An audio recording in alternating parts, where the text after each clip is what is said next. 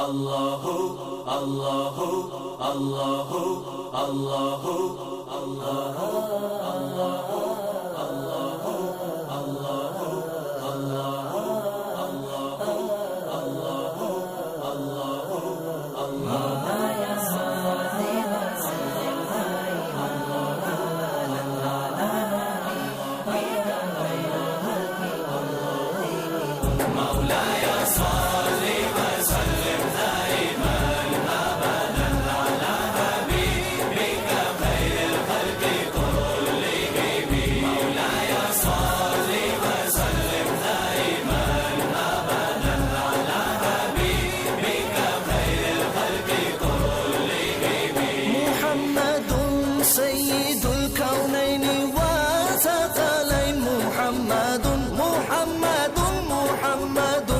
سيد الكونين وثقلين والفريقين من غرب ومن عجم مولاي صل وسلم دائما ابدا على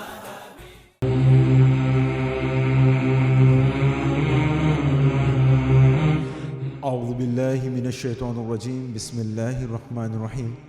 محتشم و محترم ناظرین السلام علیکم ورحمۃ اللہ وبرکاتہ۔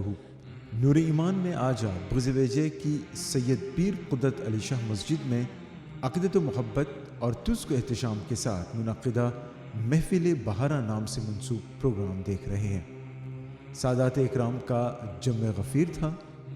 رئیس ملت حضرت سید رئیس اشرف الجیلانی دامت برکاتہ عالیہ، حضور معین المشائخ سید معین الدین اشرف الجیلانی دامت برکاتہ عالیہ، بین الاقوامی مبلغ حضرت پیر زادہ ثاقب رضا مصطفیٰ دامت برکاتہ عالیہ اور حضور سید جامی اشرف الجیلانی دامت برکاتہ عالیہ کی شرکت رہی۔ مسجد کے خطیب و امام مولانا محمد الیاس اشرفی دامت برکاتہ عالیہ اور مولانا فیاض احمد نعیمی دامت برکاتہ عالیہ نے نظامت کے فرائض انجام دیے۔ آغاز مولانا محمد الیاس اشرفی دامت برکاتہ عالیہ کی زبانی کلمہ پاک کی چند آیت مبارکہ کی تلاوت سے کیا گیا۔ اعوذ باللہ من الشیطان الرجیم، بسم اللہ الرحمن الرحیم۔ هو اللہ الذی لا الہ الا هو عالم الغیب والشہادۃ هو الرحمن الرحیم۔ هو اللہ الذی لا الہ الا هو الملك القدوس السلام المؤمن المهيمن العزيز الجبار المتكبر، سبحان الله عما يشركون۔ هو الله الخالق البارئ المصور، له الأسماء الحسنى، يسبح له ما في السماوات والأرض، وهو العزيز الحكيم، صدق اللہ العظیم۔ بعد ازاں ممبئی سے تشریف لائے جناب احمد رضا نوری صاحب نے اپنے خاص انداز میں بارگاہ رسالت میں آپ صلی اللہ علیہ وسلم میں اس طرح ہدیہ نعت پیش کیے اور اس شقان مصطفیٰ صلی اللہ علیہ وسلم کے دلوں میں شمع عشق مصطفیٰ کو مزید منور کیا۔ آئیے ہم اور آپ بارگاہ رسالت میں جھوم جھوم کر نذرانہ عقیدت پیش کریں۔ پڑھیے بآواز بلند صلی اللہ علیہ یا رسول اللہ وسلم علیک یا حبیب اللہ حسرت دید میں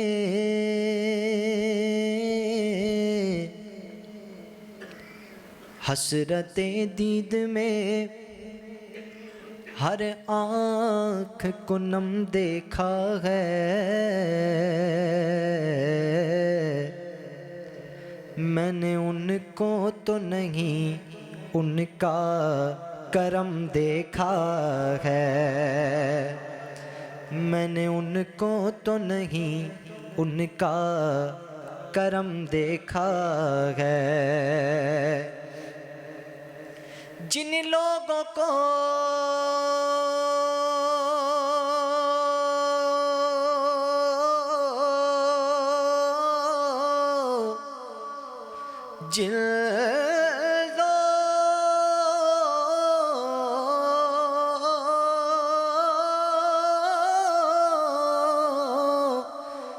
جن لوگوں کو نسبت گئے ان سے وہ بڑے آرام سے گئے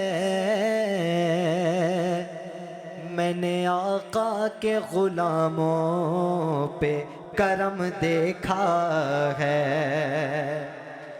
میں نے آقا کے غلاموں پہ کرم دیکھا ہے سب مل کر پڑھے باواز بلند صلی اللہ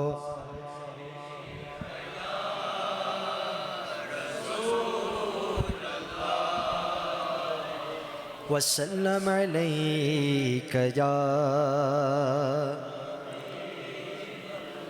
آئیے حمد باری تعالیٰ سے محفل کا آغاز کرتا ہوں ہو سکے تو میرے ساتھ مل کر اس حمد میں شریک ہو جائیں حضور مفتی اعظم ہند کی بڑی پیاری حمد فرماتے ہیں اللہ اللہ اللہ اللہ اللہ اللہ اللہ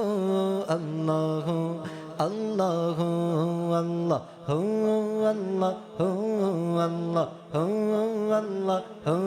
اللہ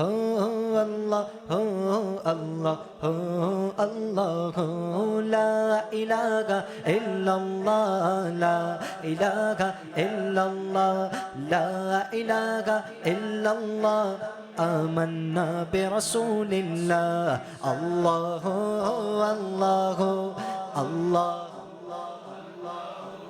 اللہ اللہ اللہ اللہ لا موجود الا اللہ لا مشہود الا اللہ لا موجود الا اللہ لا مشہود الا اللہ لا مقصود الا اللہ لا مقصود الا اللہ لا معبود الا اللہ لا الہ الا اللہ لا الہ الا اللہ لا الہ الا اللہ آمنا برسول اللہ اللہ اللہ اللہ اللہ اللہ اللہ اللہ اللہ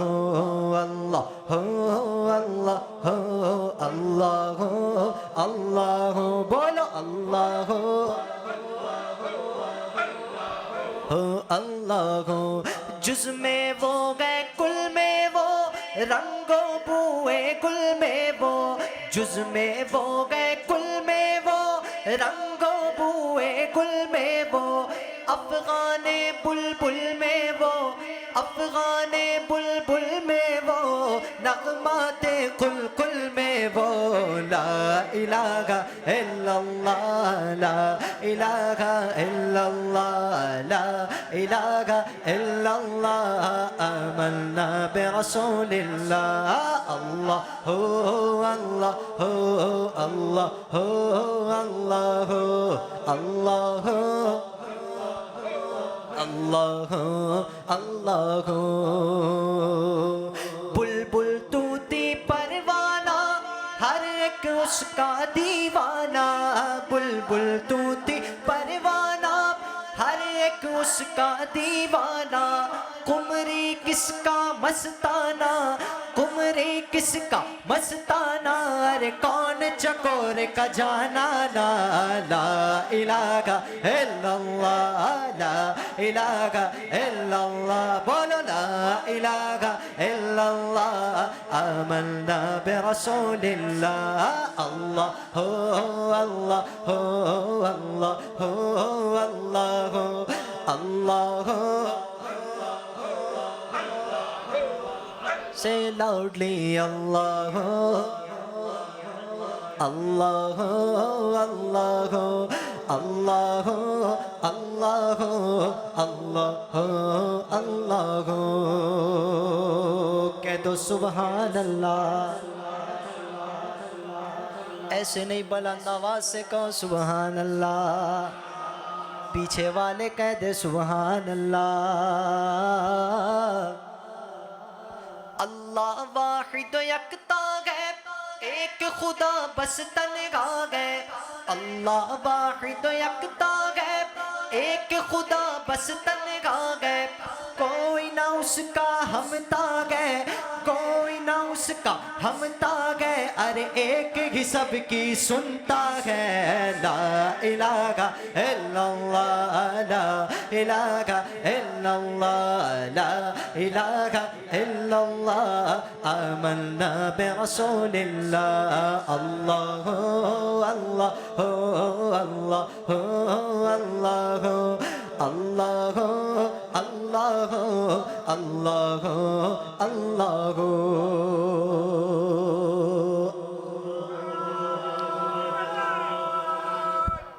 کہ ہاں مکتے میں حضور مفتی اعظم ہند کیا فرماتے گئے کہ مولا دل کا زنگ چھڑا، قلب نوری پائے جلا،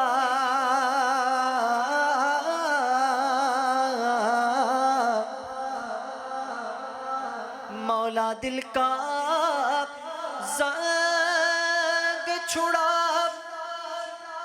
قلب نوری پائے جلا، ارے دل کو کر دے آئینہ، دل کو کر دے آئینہ، جس میں چمکے یہ کلمہ، لا الہ الا اللہ، لا الہ الا اللہ، بولو لا الہ الا اللہ، آمنا برسول اللہ، اللہ اللہ اللہ اللہ اللہ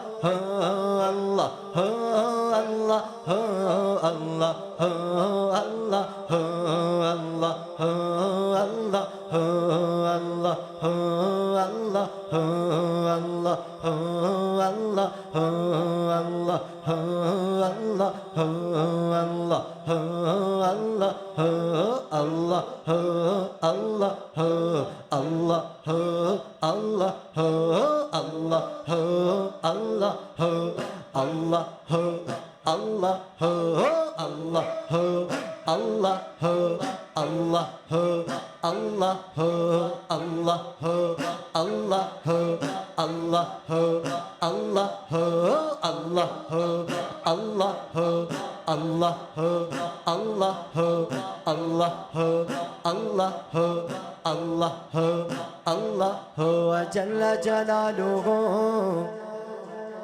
وجل شانہ وجل ذکرہ،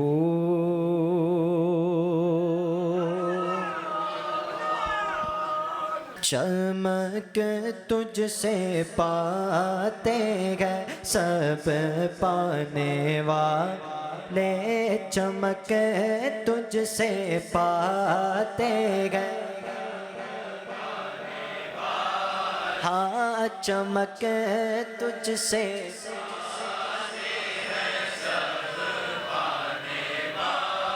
لے میرا دل بھی چمکا دے، والے میرا دل بھی چمکا دے، چمکانے والے چمک تجھ تجھ سے پاتے ہیں سب پانے والے، میرا دل بھی چمکا دے چمکانے والے، کہ برسے تانگی دیکھ کر ابر رحمت برس تانگی، ہاں برس تانگی دیکھ کر ابر رحمت بدو پر بھی برسا دے، برسانے والے بدو پر بھی برسا دے والے،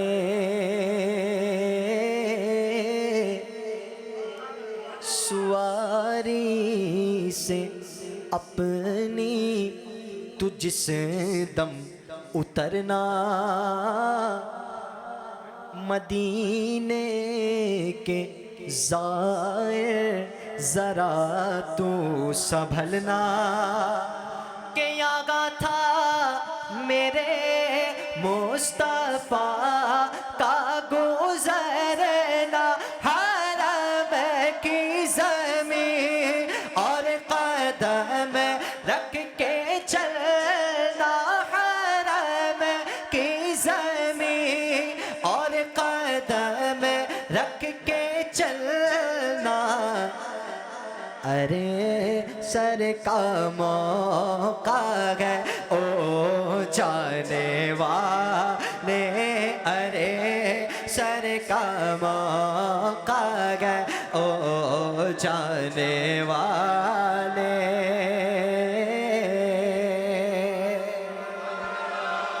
اور بلند آواز سے کہیے، سینے کا زور لگا کر کہیں سبحان اللہ، کہ ہاں غلام نبی خلد میں جا بسے گا، جہنم میں یہ نجدی وہابی جلے گا، اور جو سنی ہے وہ تو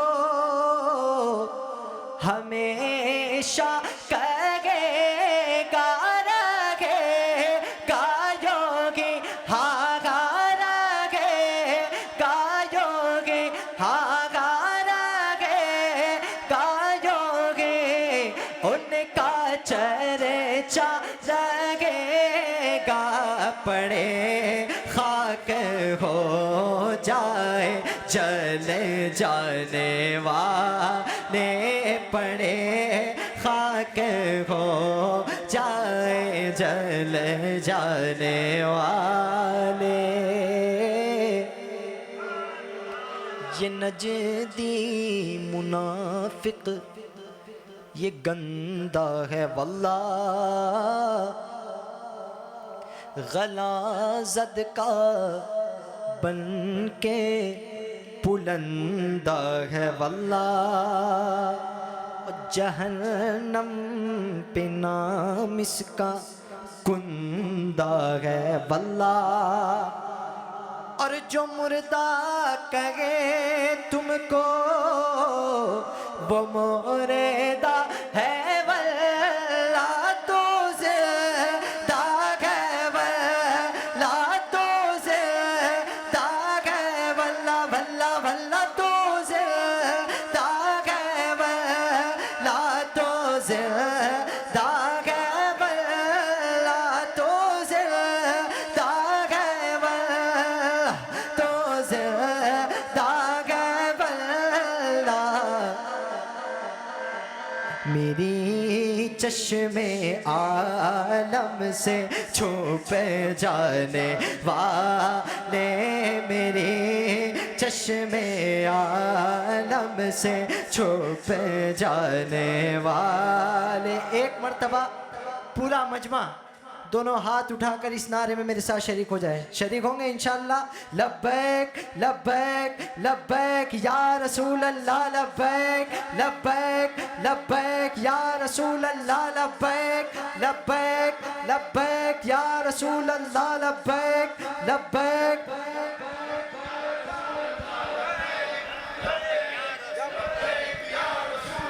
لبیک لبیک لبیک یا رسول اللہ لبیک لبیک لبیک کہ تو زندہ ہے واللہ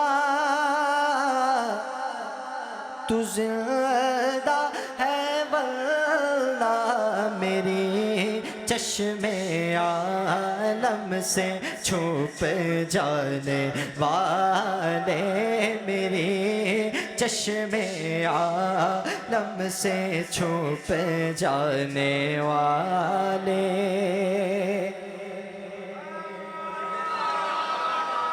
صدا گیت ان کی محبت کے گانا اور جگر نجدیوں کے یوں ہی تم جلانا اور غلام رضا ان سے دھوکا نہ کھانا رضا نفس دشمن ہے دم نہ آنا کہا تم نے دیکھے گئے چندرانے والے کہا تم نے دیکھے گئے چندرانے والے چمک تجھ سے پاتے گئے سب پانے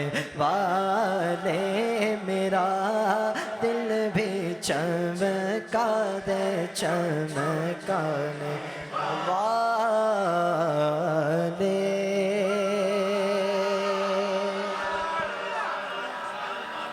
آئیے کلام پیش کرتا ہوں حضور دادا مرشد حضور مفتی اعظم ہند رضی اللہ تعالیٰ عنہ کا بڑا ہی پیارا کلام ہے.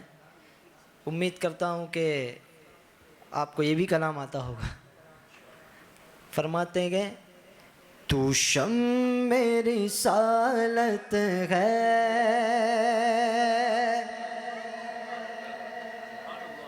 عالم تیرا پروانہ تو شمع رسالت ہے عالم تیرا پروانہ تو ماہ نبوت ہے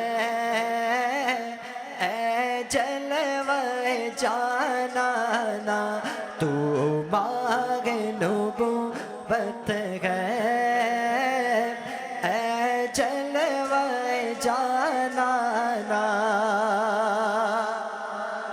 کہ جو ساقی کوثر کے جگرے سے نقاب اٹھے جو ساقی کوثر کے جگرے سے نقاب اٹھے ہر دل بنے میں خانہ ہر آنکھ کو پیمانہ ہر دل بنے میں خانہ ہر آنکھ کو پیمانہ تو شمع رسالت ہے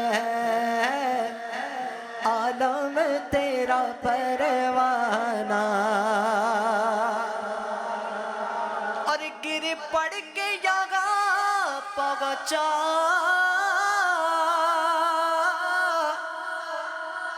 مر مر کے اسے پایا گر پڑ کے یہاں پہنچا مر مر کے اسے پایا الہی اب سنگے در جانا نہ چھوٹے نہ الہی اب سنگے در جانا نہ تو میرے ساتھ عالم تیرا پروانہ تو مانگ نبوت ہے اے جلوہ جانا نا کہہ دو سبحان اللہ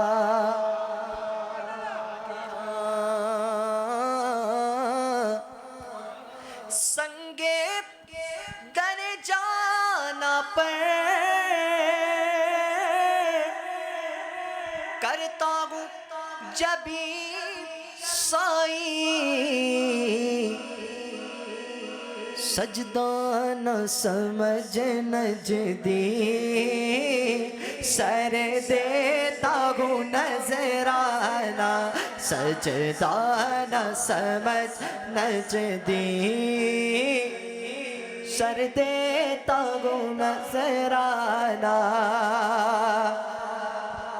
اور کھاتے گئے تیرے در کا پیتے گئے تیرے در کا ارے پانی گئے تیرا پانی اور دانا گئے تیرا دانا پانی گئے تیرا پانی دانا نہ پانی گئے تیرا پانی دانا ہے تیرا دانا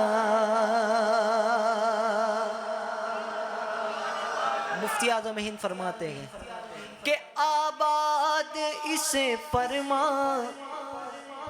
ویراں گئے دل نوری جلوے تیرے بس جائیں آباد وہ ویرانہ جلوے تیرے بس جائیں آباد ہو ویرانہ تو سرکار کے جلووں سے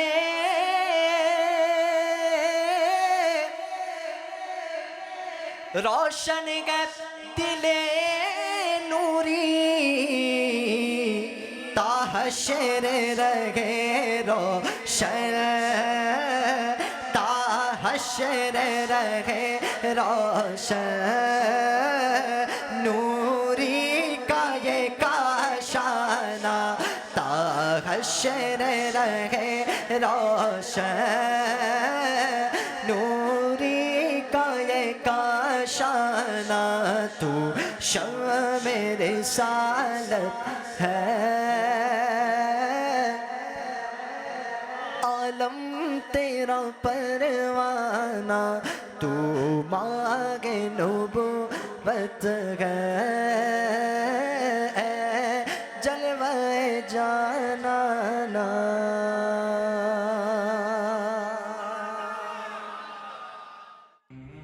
ناظرین اس وقت آپ بغزویجے کی سید پیر قدرت علی شاہ مسجد میں منعقدہ محفل بہاراں نام سے منسوب پروگرام کی ویڈیو ریکارڈنگ دیکھ رہے ہیں۔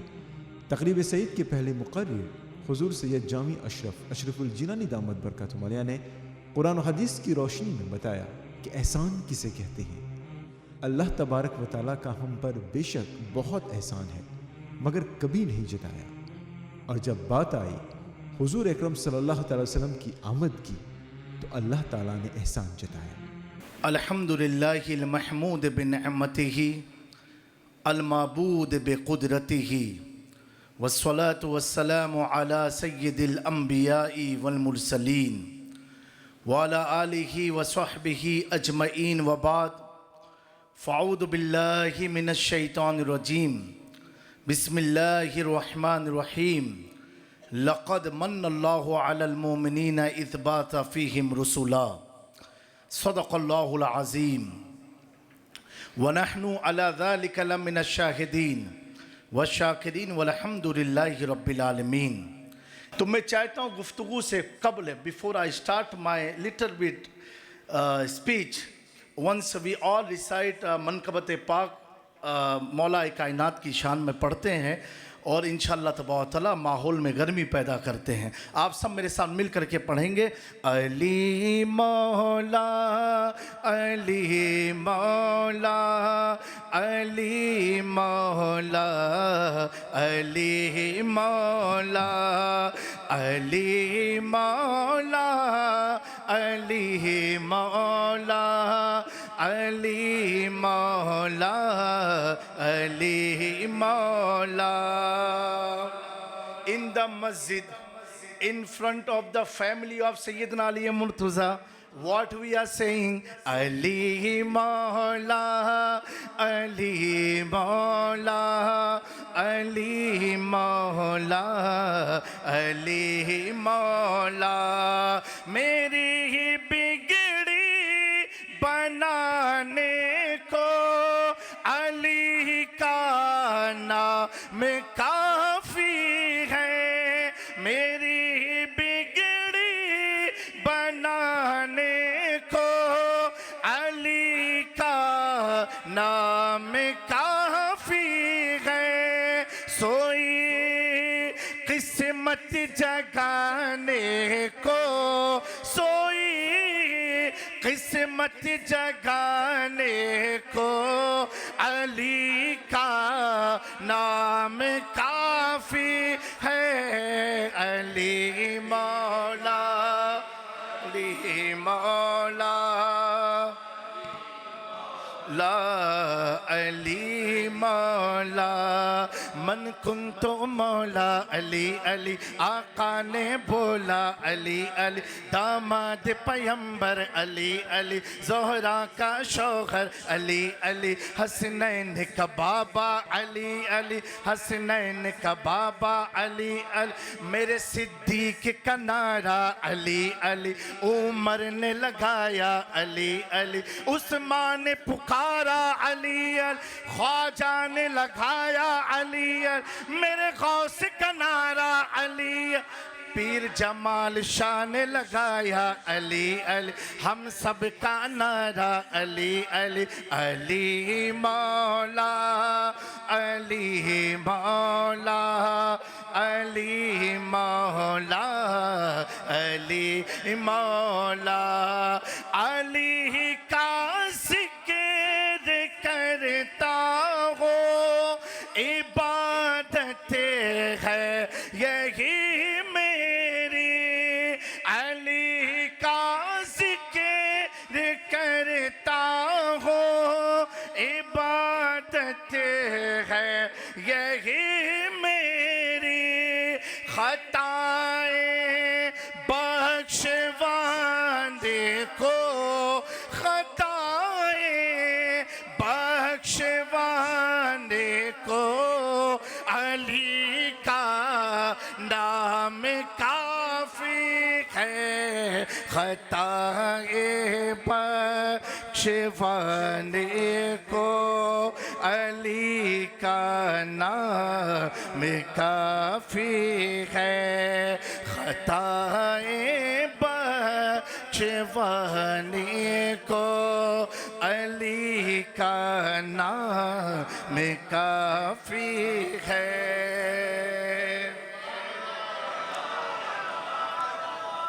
हज़रत इसमें हुजूर मुहद्दिस आज़म हिंद ने बड़ा प्यारा शेर हुजूर मुहद्दिस आज़म का तहरीर करदा कलाम है और ये कलाम में ये जो शेर है वो बहुत ही प्यारा है। अली के मुल्किरों से क्यों उलझते हो सरे महफिल अली के मुल्किरों से क्यों उलझते हो सरे महफिल बस उनका दिल जलाने को बस उनका दिल जलाने को अली का नाम میں کافی ہے، بس ان کا دل جلانے کو علی کا نام کافی ہے، علی مولا مولا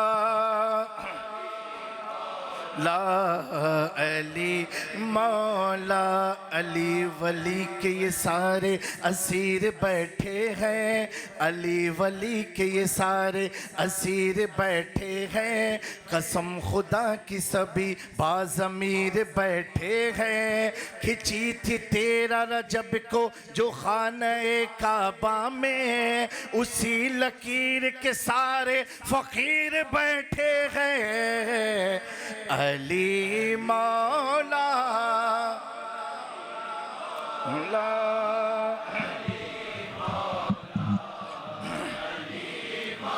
لا حضرات گرامی، میں نے کلام پاک کی جس آیت کا تلاوت کرنے کا شرف حاصل کیا،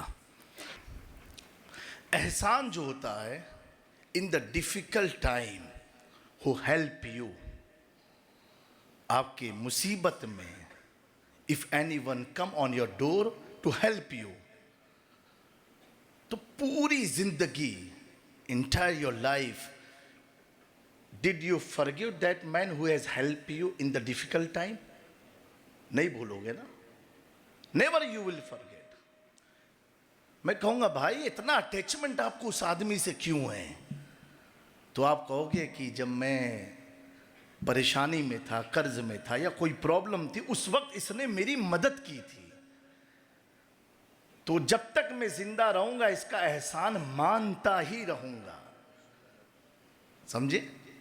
آپ بھولو گے نہیں، اور یہ انسانی فطرت کے بھی خلاف ہے۔ کسی نے اگر آپ کی مدد کیا ہے، ہیلپ کیا ہے، ہیلپ کا تو معاملہ ایسا ہے، at the time of judgment few peoples will come to you and they will say کہ میرے حصے میں نیکیاں کم ہیں۔ Did you remember once I have given you the glass of water أَنَّ الَّذِي شَكَيْتَهُ شَرْبَةً۔ پیارے آقا صلی اللہ علیہ وسلم فرماتے قیامت کے دن کچھ گنہگار ایسے ہوں گے جو نیکیاں تلاش کریں گے تو اس کے پاس بھی جائیں گے جس کو اس نے ایک گلاس پانی پلایا تھا، کہے گا دنیا میں میں نے اس کا ریٹرن نہیں لیا، بدلہ نہیں مانگا، پلیز وہ جو پانی پلایا تھا اس کی کچھ نیکی مجھے دے دے تاکہ اللہ اس کے بدلے مجھے جنت عطا فرما دے۔ تو ایک آدمی پانی اگر پلا دے تو قیامت کے دن اس کا بدلہ مانگے گا وہ آپ سے۔ اگر اس کی نیکیاں کم ہو جائے تو پتہ کیا چلا، اس روئے زمین پر اگر کوئی ہم پر احسان کر دے ہم اس کے احسان کو بھولتے نہیں ہیں، اور اگر کوئی شخص اس کے احسان کو بھول جائے تو ہم اسے کہتے ہیں یہ سیلفش ہے، اپنے مطلب کا کام کرتا ہے، مطلب مقصد پورا ہو گیا، اب یہ اسے بھول گیا، اس کو نکار دیا، اس کو اپنے دروازے سے ہٹا دیا، اس سے تعلقات خراب کر لیے۔ میرے دوستو، یہ ایک ایگزامپل تھا آپ کے مائنڈ میں ڈالنے کے لیے۔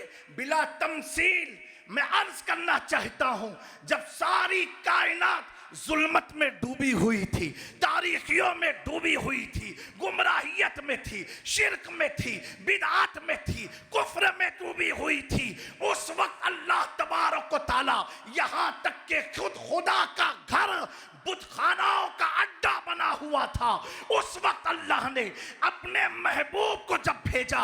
میں پوچھنا چاہتا ہوں، آدم آئے، عیسیٰ آئے، موسیٰ آئے، داؤد آئے، زکریا آئے، ابراہیم آئے، اسماعیل آئے، اسحاق آئے، کم و بیش 1,24,000 پیغمبر اس روئے زمین پر آئے، لیکن کسی کے آنے پر اللہ نے یہ نہیں کہا کہ میں نے احسان کیا۔ لیکن جب 12ویں شب کو اللہ کا محبوب آمنہ کے گھر میں تشریف لاتا ہے تو اللہ فرماتا ہے میں نے ایمان والوں پر احسان کر دیا۔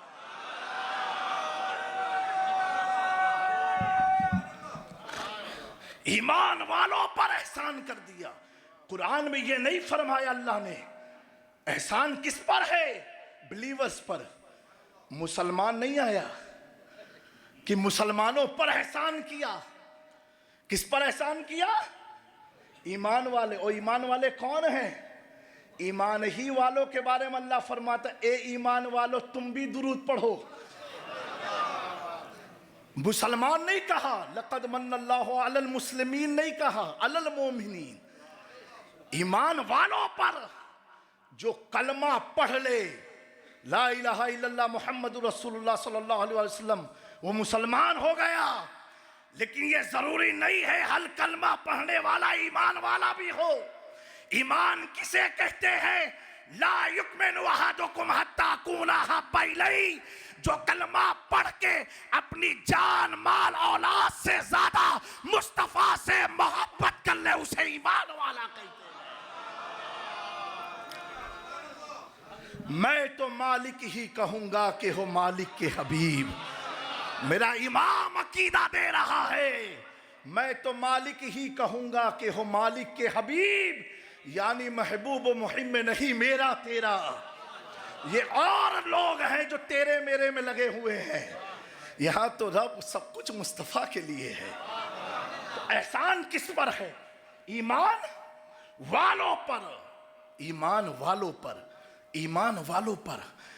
اب میرے دوستو اختتام کی طرف آ رہا ہوں. اب آج کے ٹائم میں ہر داڑھی ٹوپی والا، ہر کوٹ پینٹ ٹائی والا، ہر عیبے جبے والا، ہر امامے دستار والا، ہر طرح کے لباس پہننے والا، چاہے ڈاکٹر ہو یا انجینئر ہو، مولانا ہو یا مفتی، سب کہتے ہیں ہم ایمان والے، ہم ایمان والے، ہم ایمان والے.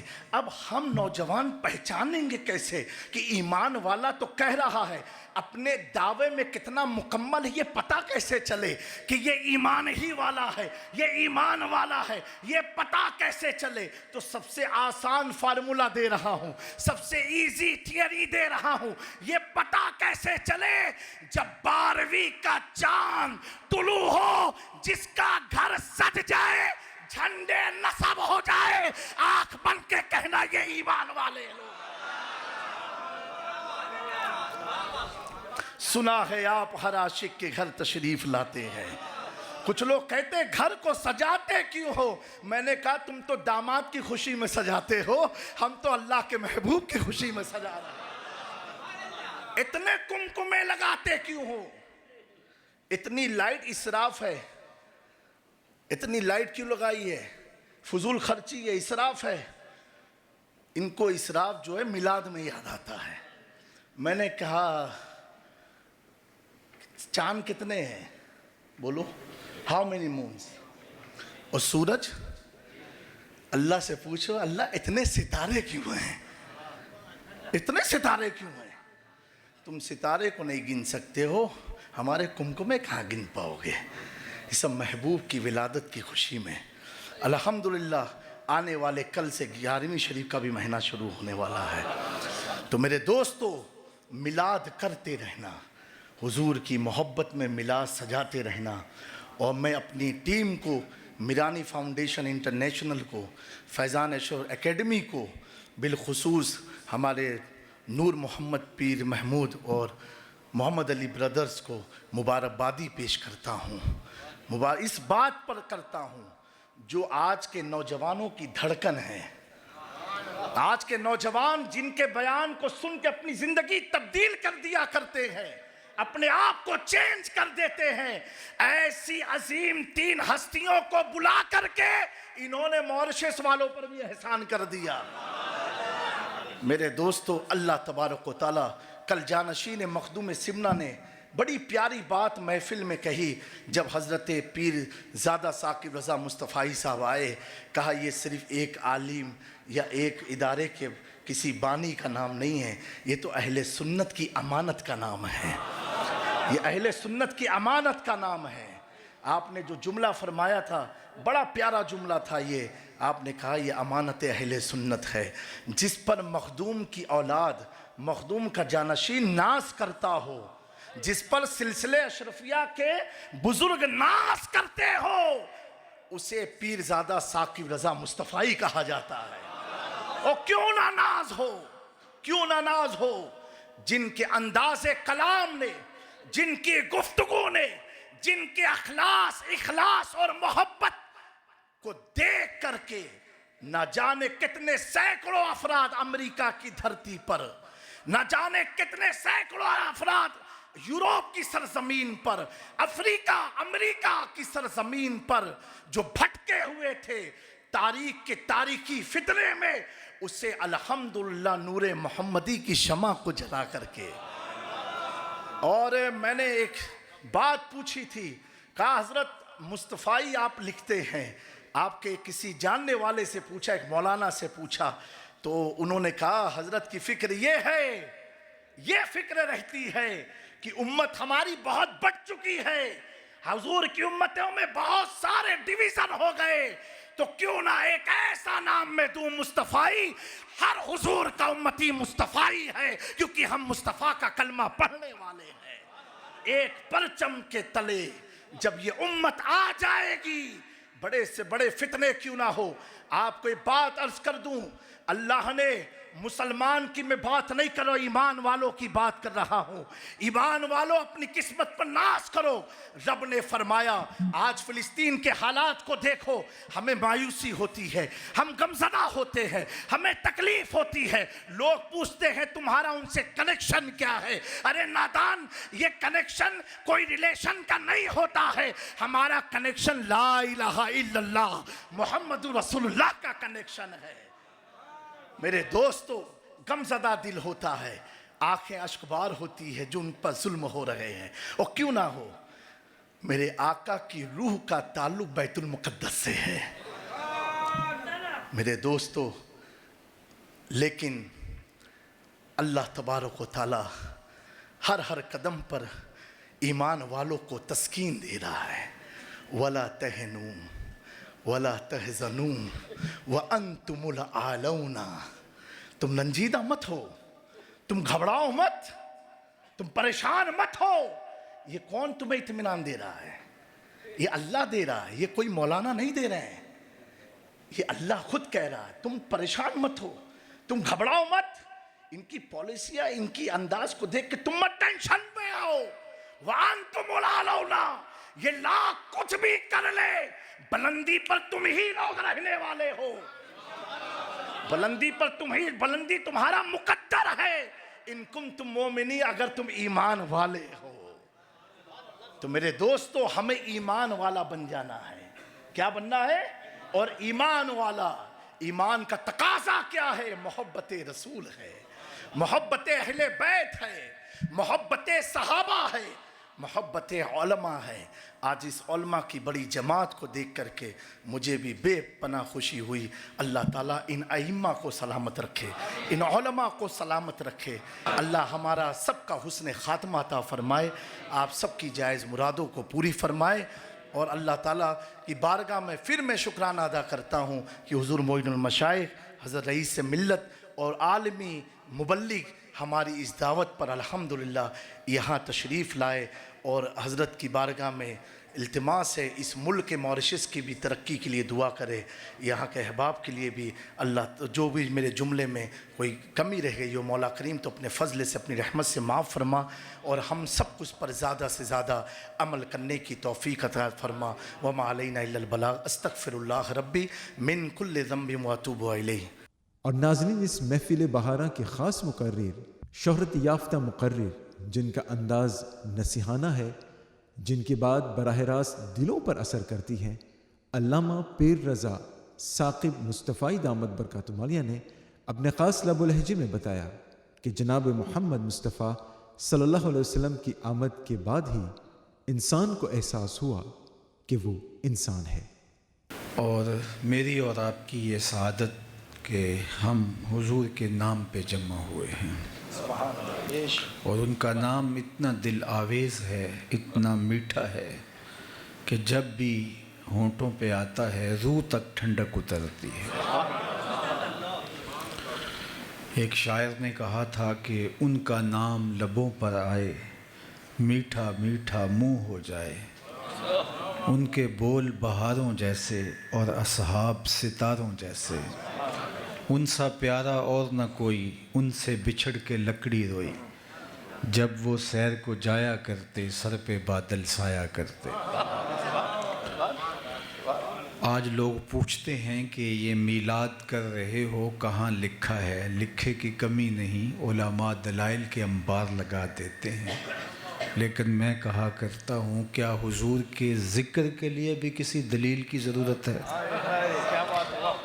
کبھی ایسا ہوا ہے کہ پھولوں کا تذکرہ چھڑا ہو اور بلبل کہے لکھا کہاں ہے؟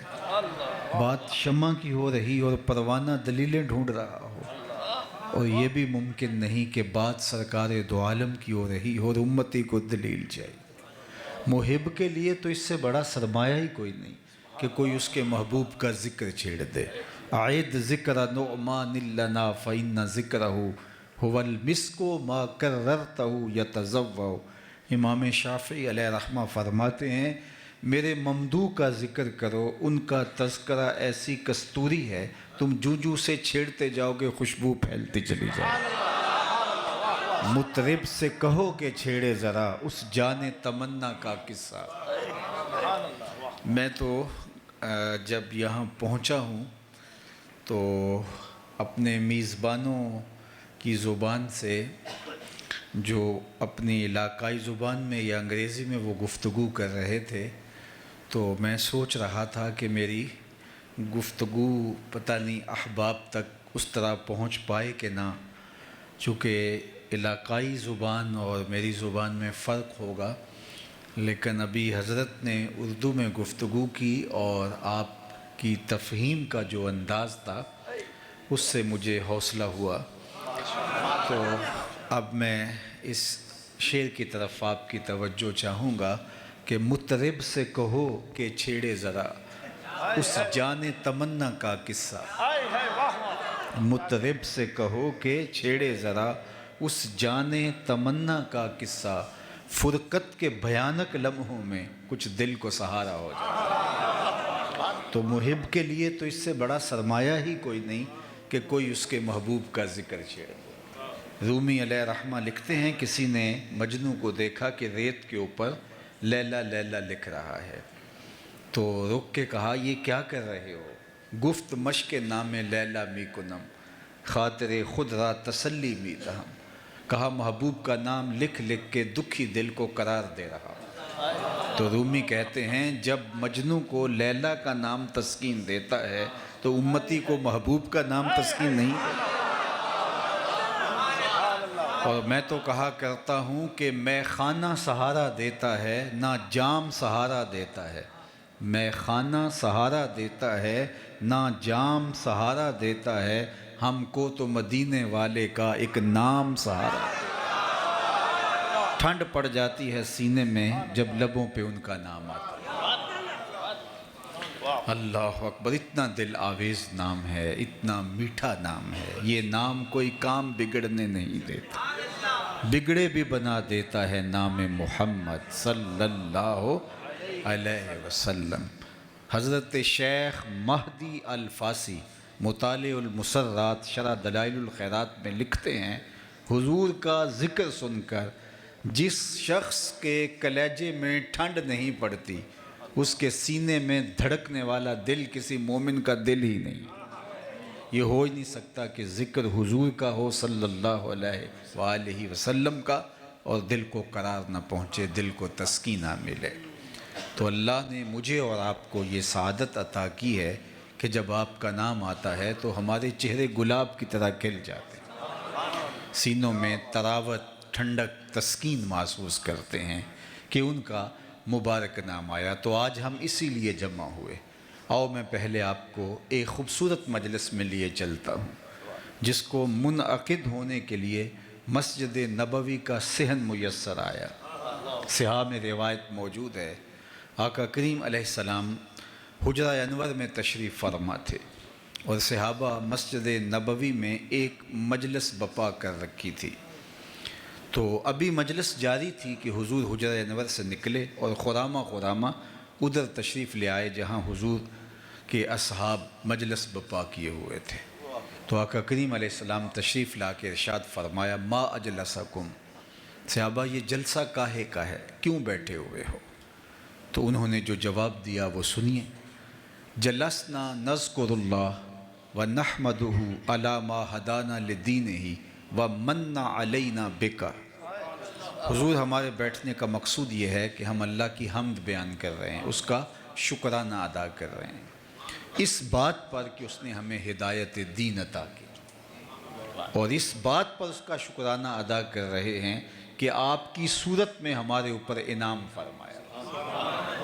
हमारे बैठने का मकसूद ये है, आज हमारे जलसे का मुद्दा ये है कि दीन इस्लाम का नसीब हो जाना, इस पर अल्लाह की हम्द बोल रहे हैं कि मालिक तूने करम किया, हमें दीन की हिदायत अता की और हमारे ऊपर ये एहसान फरमाया कि हमें मोहम्मद अरबी अता कर।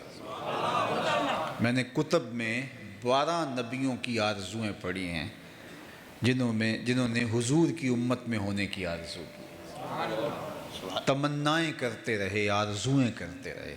हमने कोई तमन्ना तो नहीं की, कोई आरज़ू तो नहीं की।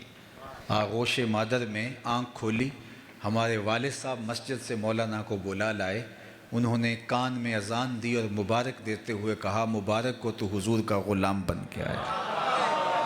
शाहों से मिला है न तवंगर से मिला है, अल्लाह का इरफान इसी दर से मिला है। औरों को मिला है तो मुक़द्दर से मिला है, मुझको तो मुक़द्दर भी तेरे दर से मिला। ये मेरी खुशकिस्मती में तेरा उम्मती, ये मेरे बख्त, ये मेरा मुक़द्दर कि मैं आपका ग़ुलाम ठहरा। अल्लाह अकबर।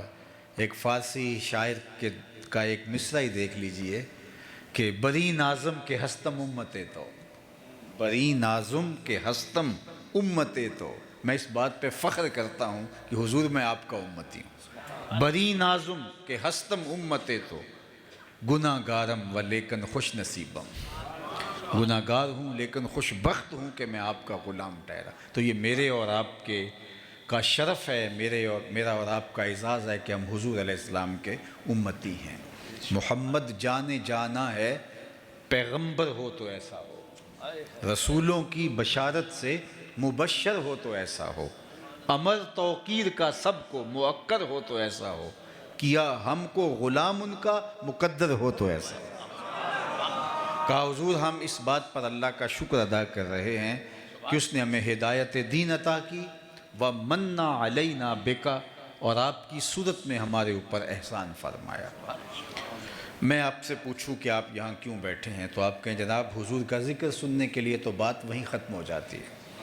लेकिन हुजूर अलैहिस्सलाम ने फरमाया, सहाबा क्या तुम मुझे इस बात पे हलफ दे सकते हो कि इसीलिए बैठे हो, तुम्हारे बैठने का कोई और मकसद नहीं है? तो सहाबा को हैरत का झटका तो लगा कि ये हलफ वाली बात तो नहीं अमूमी तौर पे, लेकिन हुजूर ने पूछा तो कहा जी हुजूर हम हलफ देते हैं, कसम उठाते हैं। आका करीम ने बाकायदा उनसे हलफ लिया और उन्होंने बाकायदा हलफ दिया कि हम इसी मकसद के लिए बैठे हैं, हमारे बैठने का कोई और मकसूद नहीं है। अब सहाबा ने बाकायदा हलफ दे दिया, हुजूर ने उनसे हलफ लिया। उनकी आंखों में चमकते हुए सवाल थे कि ये हलफ हमसे क्यों लिया गया। अमूमी तौर पे पूछा जाता कैसे बैठे हुए हो, तो लोग कहते हैं हम इसलिए बैठे हैं, बात ख़त्म हो जाती। लेकिन आका करीम ने फरमाया हलफ दो इसीलिए बैठे हो, कसम उठाओ इसीलिए बैठे हो। तो सहाबा ने कसम उठाई, लेकिन सवाल तो जो है वो उनके चेहरों पर थे, उनकी आंखों में सवाल चमक रहे थे। तो हुजूर अलैहिस्सलाम ने ख़ुद इरशाद फरमाया, सहाबा अभी अभी जो मैंने तुमसे हलफ लिया है, तुमसे कसम ली है, ये किसी तोहमत की बुनियाद पर नहीं, तुम्हारे कौल पर शक नहीं गुजरा था, किसी तरद्दुद के इजाले के लिए मैं तुमसे कसम नहीं ली, बल्कि माजरा कुछ और था। और वो ये कि तुम यहाँ बैठे थे, मजलिस बपा किए और मैं हुजरे में था। अतानी जिब्रील अलैहिस्सलाम, मेरे पास जिब्रील अमीन हाज़िर खिदमत हुए। फ़अख़बरनी अन्नल्लाह युबाही बिकुमुल मलाइका, और जिब्रील ने आके कहा महबूब आप यहाँ बैठे हैं, ज़रा बाहर तो निकल के देखो, आपके सहाबा के इस अमल पर अल्लाह फरिश्तों में नाज कर रहा है।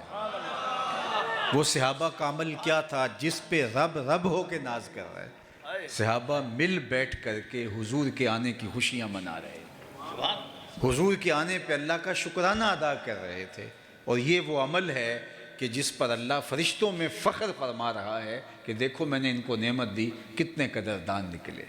اللہ کی رحمتوں سے کوئی بعید نہیں کہ آج کی مجلس بھی قبول کر لی جائے، اور اللہ فرشتوں سے فرمائے کہ دیکھو صدیاں بیت گئیں، یہ آج بھی بیٹھ کے اس نعمت کا شکرانہ ادا کر۔ باقی جہاں تک اس نعمت کا جو حضور کی صورت میں ہمیں نصیب ہوئی شکرانہ کرنے کی بات ہے، تو یہ ایک شب کی محفل میلاد کیا، ساری زندگی حضور کے نام لگا دیں، حق کے شکر پھر بھی ادا نہ ہو۔ ہمارے بدن پہ اتنے بال نہیں ہیں جتنے رسول اللہ کے احسانات ہیں، ہمارا بال بال قرض رسالت میں جکڑا ہوا ہے۔ خدا شناسی تو بڑی دور کی بات ہے، ہم خود شناس بھی نہ ہوتے اگر وہ تشریف نہ لاتے، ہمیں یہ بھی پتہ نہ ہوتا کہ ہم کون ہیں۔ مجھے بتائیے جس کو یہ بھی نہ پتہ ہو کہ میں کون ہوں، اس کے پلے کیا ہوتا ہے؟ اقبال نے کہا تھا، اپنے من میں ڈوب کر پا جا سراغ زندگی، تو میرا نہیں بنتا نہ بن اپنا تو بن، اور جو اپنا بھی نہ ہو۔ اور انسان کب اپنا تھا؟ اشرف المخلوقات ہونے کے باوجود، وَلَقَدْ كَرَّمْنَا بَنِي آدَمَ کا تاج اس کے سر پہ سجا ہوا ہے، مسجود الملائک ہے، لیکن درختوں کو، حشرات الارض کو، چوپایوں کو، اجرام فلکیہ کو، چلتے دریاؤں کو، بہتی ندیوں کو، جلتی آگ کو، چلتی ہواؤں کو اس نے اپنا معبود سمجھا۔ انسان کی تاریخ تو ایسی ہے کہ یہ مچھلیاں پکڑنے کے لیے کانٹے کے ساتھ جو کیچوا لگایا جاتا ہے، ایک زمانے میں یہ بھی اس کا معبود رہا۔ اپنے ہاتھوں کے تراشے ہوئے مٹی کے مادوں کو اس نے اپنا خدا مانا، پتھر کے تراشیدہ اصنام کے چرنوں میں اپنی پیشانی کا تقدس پامال کیا۔ حالانکہ یہ پوری کائنات حضرت انسان کے لیے بنائی گئی تھی۔ یہ درخت اس لیے بنائے گئے تھے کہ اس کو چھاؤں فراہم کریں، اسے آکسیجن دیں، اس کی خوراک کی تکمیل کا ذریعہ بنے اور اس کے ایندھن کے کام آئیں۔ یہ ان کو معبود سمجھ بیٹھا۔ یہ چاند سورج ستارے اس کی راہوں کو اجالنے کے لیے، اس کے ذوق نظارہ کی تسکین کے لیے پیدا کیے گئے تھے، لیکن یہ ان کو معبود سمجھ بیٹھا۔ یہ جانور اس کی سواری کے لیے، بار برداری کے لیے، دودھ اور گوشت کی ضروریات کی فراہمی کے لیے پیدا کیے گئے تھے، یہ ان کو معبود سمجھ بیٹھا۔ مجھے بتائیے 22ویں اسکیل کا آفیسر ہو اور درجہ چہارم کے ملازم کو سلوٹ کر رہا ہو تو لوگ اسے پتہ ہی نہیں میرا منصب کیا ہے، اسے پتہ ہی نہیں کہ میں کون ہوں، اسے اپنے عہدے کا علم نہیں ہے۔ اشرف المخلوقات، کرامت کا تاج سر پہ رکھا ہے، اور درختوں کو، ہواؤں کو، جلتی ہوئی آگ کو، اجرام فلکیہ کو اپنا معبود سمجھ بیٹھا۔ یہ تو حضور نے آ کر کے بتایا یہ تیرے معبود نہیں ہیں، تیری دہلیز کے نوکر ہیں۔ هو الذی خلق لکم ما فی الارض جمیعا، یہ سب کچھ تیری خدمت کے لیے پیدا کیے گئے۔ نہیں تو دیکھ چاند کو پوچھتا ہے، یہ دیکھ انگلی اٹھتی ہے اور وہ ٹکڑے ہو کے قدموں میں آتا ہے۔ سورج کو پوچھتا ہے، یہ دیکھ اشارہ ہوتا ہے اور وہ بھاگتا ہوا عصر کے وقت پہ آتا ہے۔ درختوں کو پوچھتا ہے، جا میں نہیں، انہیں تو ہی جا کے کہہ دے تمہیں اللہ کا رسول بلا رہا ہے، اور درخت دوڑتے ہوئے آ کے قدموں میں سجدہ ریز ہو جاتے ہیں۔ اب انسان کی آنکھ کھلی کہ میں کون ہوں، اب اس کی ٹون ہی بدل گئی، لہجہ ہی تبدیل ہو گیا۔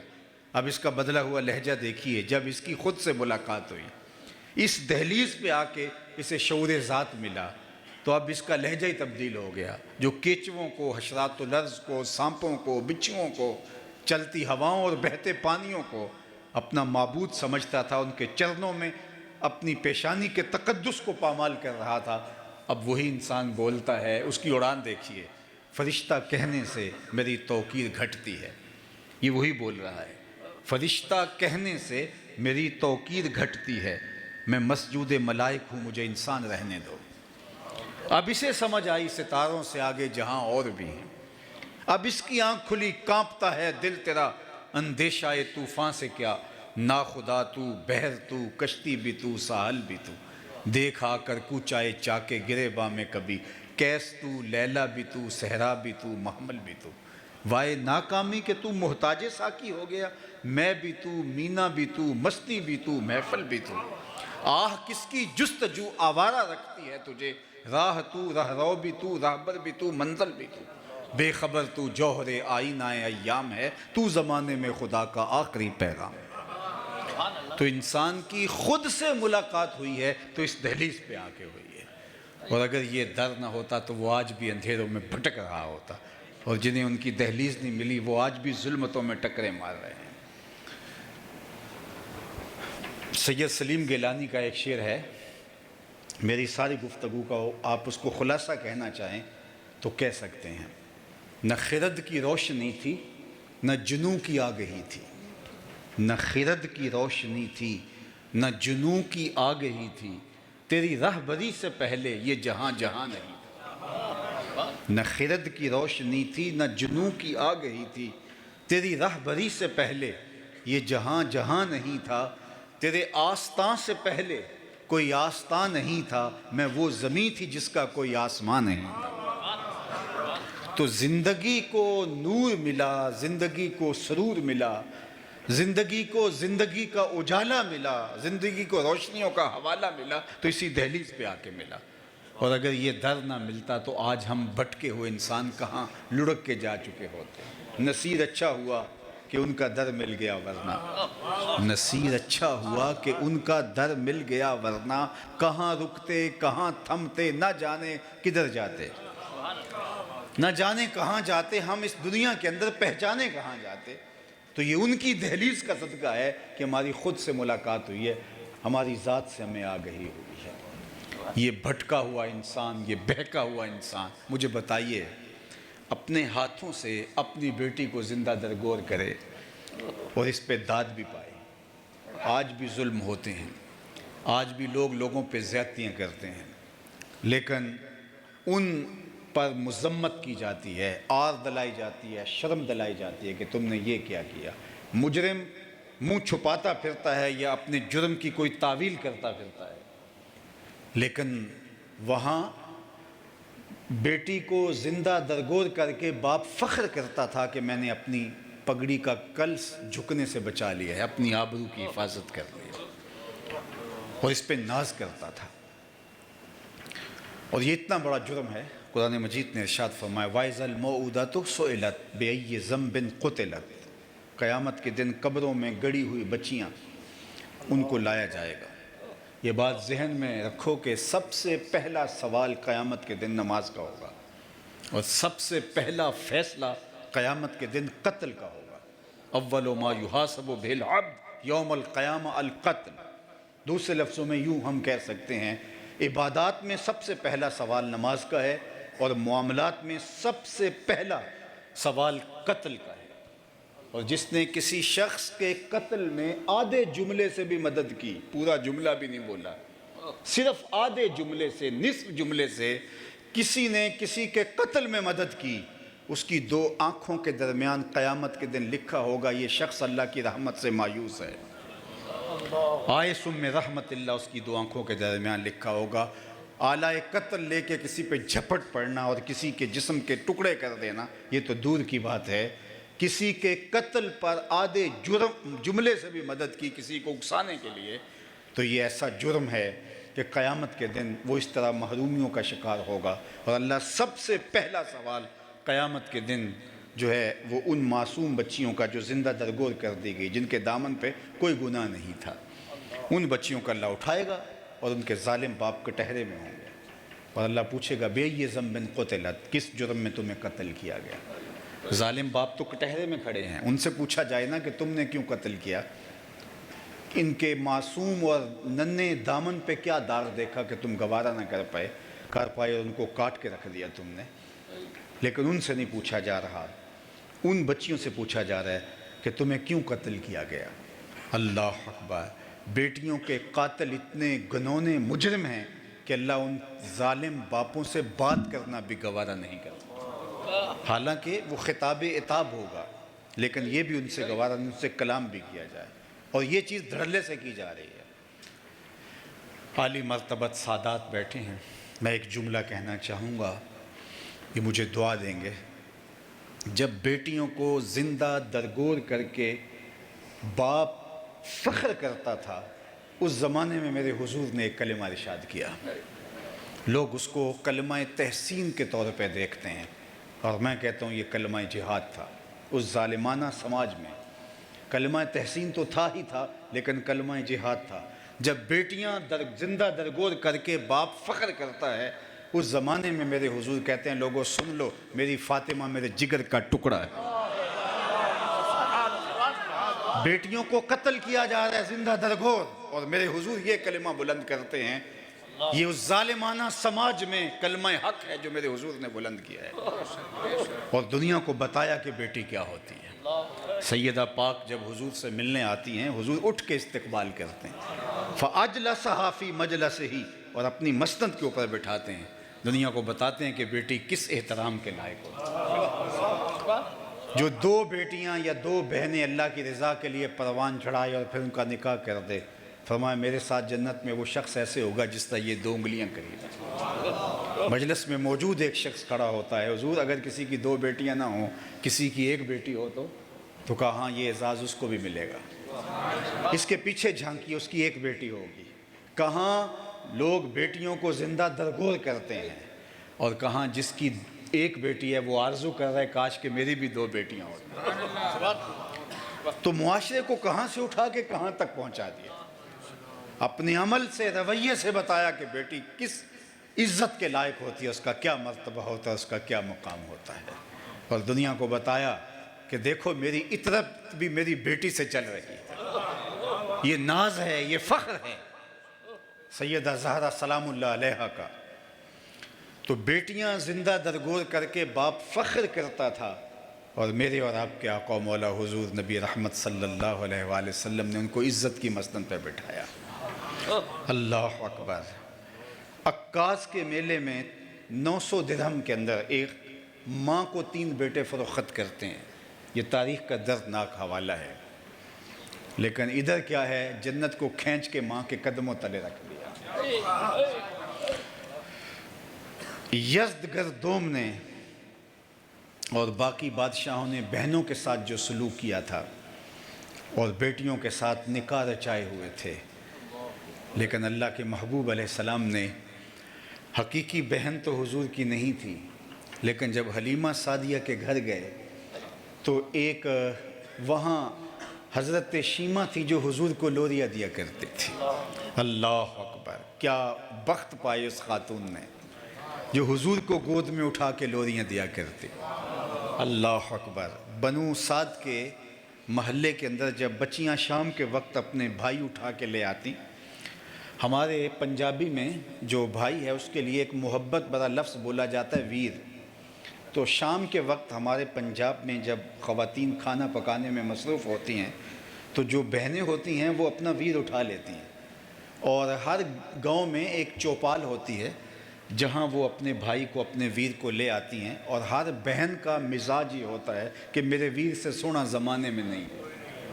میں نے بچپن میں اپنے کانوں سے باقاعدہ مناظرے ہوتے دیکھے، اگر کسی کے بھائی کا رنگ سانولا ہے تو وہ کہتے حسن کا تعلق رنگت سے نہیں ہے، میرے بھائی کے نقوش دیکھو، اور اگر کسی کے بھائی کا رنگ سفید ہے، گورا ہے، تو وہ تو پھر کہتی ہے کہ سارا حسن تو رنگت میں ہوتا ہے، میرے بھائی کا جوڑ نہیں ہے۔ بنو سعد کے قبیلے کے محلے میں بھی ایسا ہی ہو رہا ہوتا، ہر بہن کہتی میرے ویر کا جوڑ نہیں، میرے ویر کا جوڑ نہیں، مناظرے چل رہے ہوتے کہ حضرت شیمہ اپنے ویر محمد کو اٹھا کے لے آتی اور دور سے کہتی نہیں میرا ویر بھی آ گیا، تو وہ کہتی نہیں نہیں نہیں نہیں شیمہ تیرے ویر کا مقابلہ تو نہیں نا، ہم تو اپنے ویروں کی بات کر رہی ہیں۔ تو پھر حضرت شیمہ کا سر فخر سے بلند ہو جاتا، سب متفق ہو کے جس کے ویر کو سونا کہہ رہی ہیں، تو حضرت شیمہ حضور کو یوں ایسے گود میں لیتی اور اپنی باہوں میں لے کے اپنے سینے سے چمٹا لیتی، اور باقاعدہ ابن حشام نے وہ لوری لکھی ہے جو پڑھتی ربنا ابق لنا محمدا حتی اراہ یافعا و امردا، اللہ میرے ویر محمد کو سلامت رکھنا، آج یہ بچوں کا سردار ہے، کل اپنی آنکھوں سے دیکھوں کہ یہ جوانوں کا بھی سردار ہے۔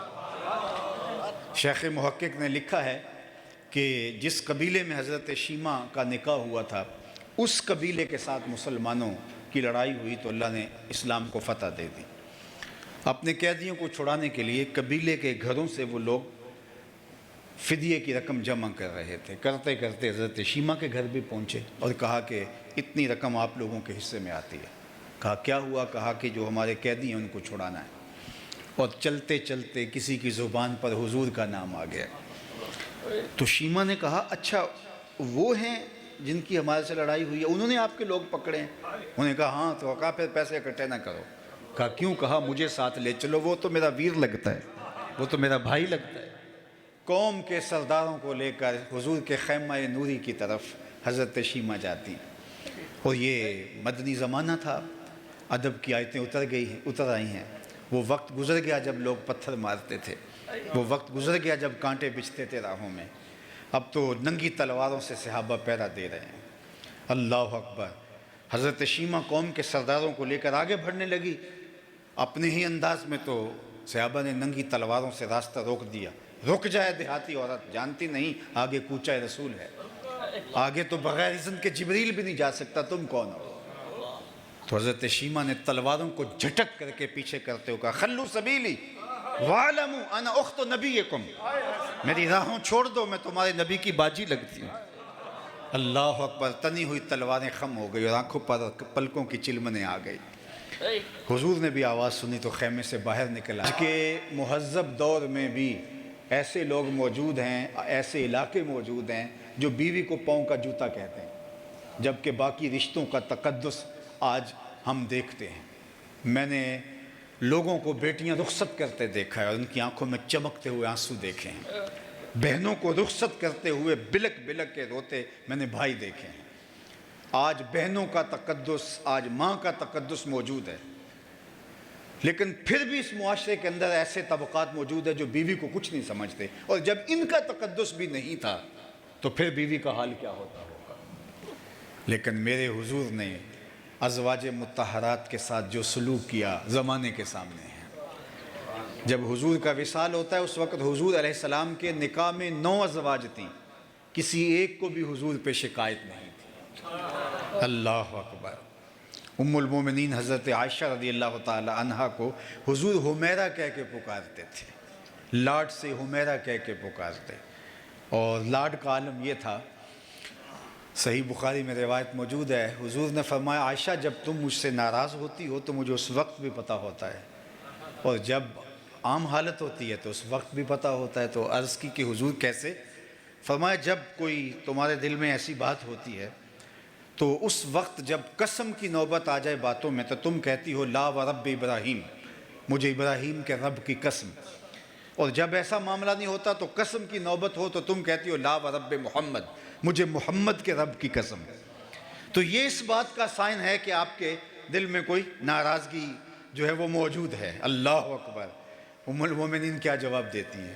لا احجر الا اسمک، حضور نام چھوڑتی ہوں دل میں آپ ہی بستے ہیں. تو ازواج کے ساتھ حضور علیہ السلام کی یہ شفقت، خیرکم لأہلہ وانا خیرکم لأہلی، تم میں سے بہتر وہ ہے جو اپنے اہل خانہ کے ساتھ بہتر ہے، اور میں تم میں سب سے زیادہ اپنے اہل خانہ کے ساتھ بہتر ہوں. حضرت خدیجۃ الکبریٰ رضی اللہ تعالی عنہا کے ساتھ حضور کی محبت کا ربط و رشتہ زمانہ اس کو کیسے فراموش کر سکتا ہے. ان کے وصال کے بعد اس سال کو عام الحزن کا نام دیا، دکھوں بھرا سال، صدمے کا سال بنا دیا. اللہ اکبر. کتنا صدمہ محسوس کیا. اور سیدہ ام المومنین عائشہ رضی اللہ تعالیٰ عنہ فرماتی ہیں حضور جانور ذبح کرتے اور گوشت کے مختلف ٹکڑے ان کی سہیلیوں کے گھروں میں بھیجتے. اللہ اکبر. تاکہ ان کو آسودگی و خوشی ہو. میرا ان سے جو رشتہ تھا مجھ سے نہ رہا گیا. میں نے ایک دن کہہ دیا حضور اللہ نے آپ کو بہتر ازواج دے دیں، اور آپ بار بار اس خاتون کا ذکر کرتے ہیں بڑھاپے کی وجہ سے جس کے ہونٹوں کے گوشے رنگ بدل گئے تھے. تو آقا کریم نے فرمایا عائشہ مجھے خدیجہ کے بارے تکلیف نہ دو، جب پورے مکے نے میرا انکار کر دیا تھا اس نے میرا اقرار کیا تھا، میں اس کا ذکر کیسے چھوڑ سکتا ہوں. تو یہ تھا حضور علیہ السلام کا رویہ اپنی ازواج کے ساتھ. دنیا کو بتایا کہ جو ہے وہ زوجہ کس مقام پہ ہوتی ہے اور کس جو ہے وہ مرتبے پہ ہوتی ہے.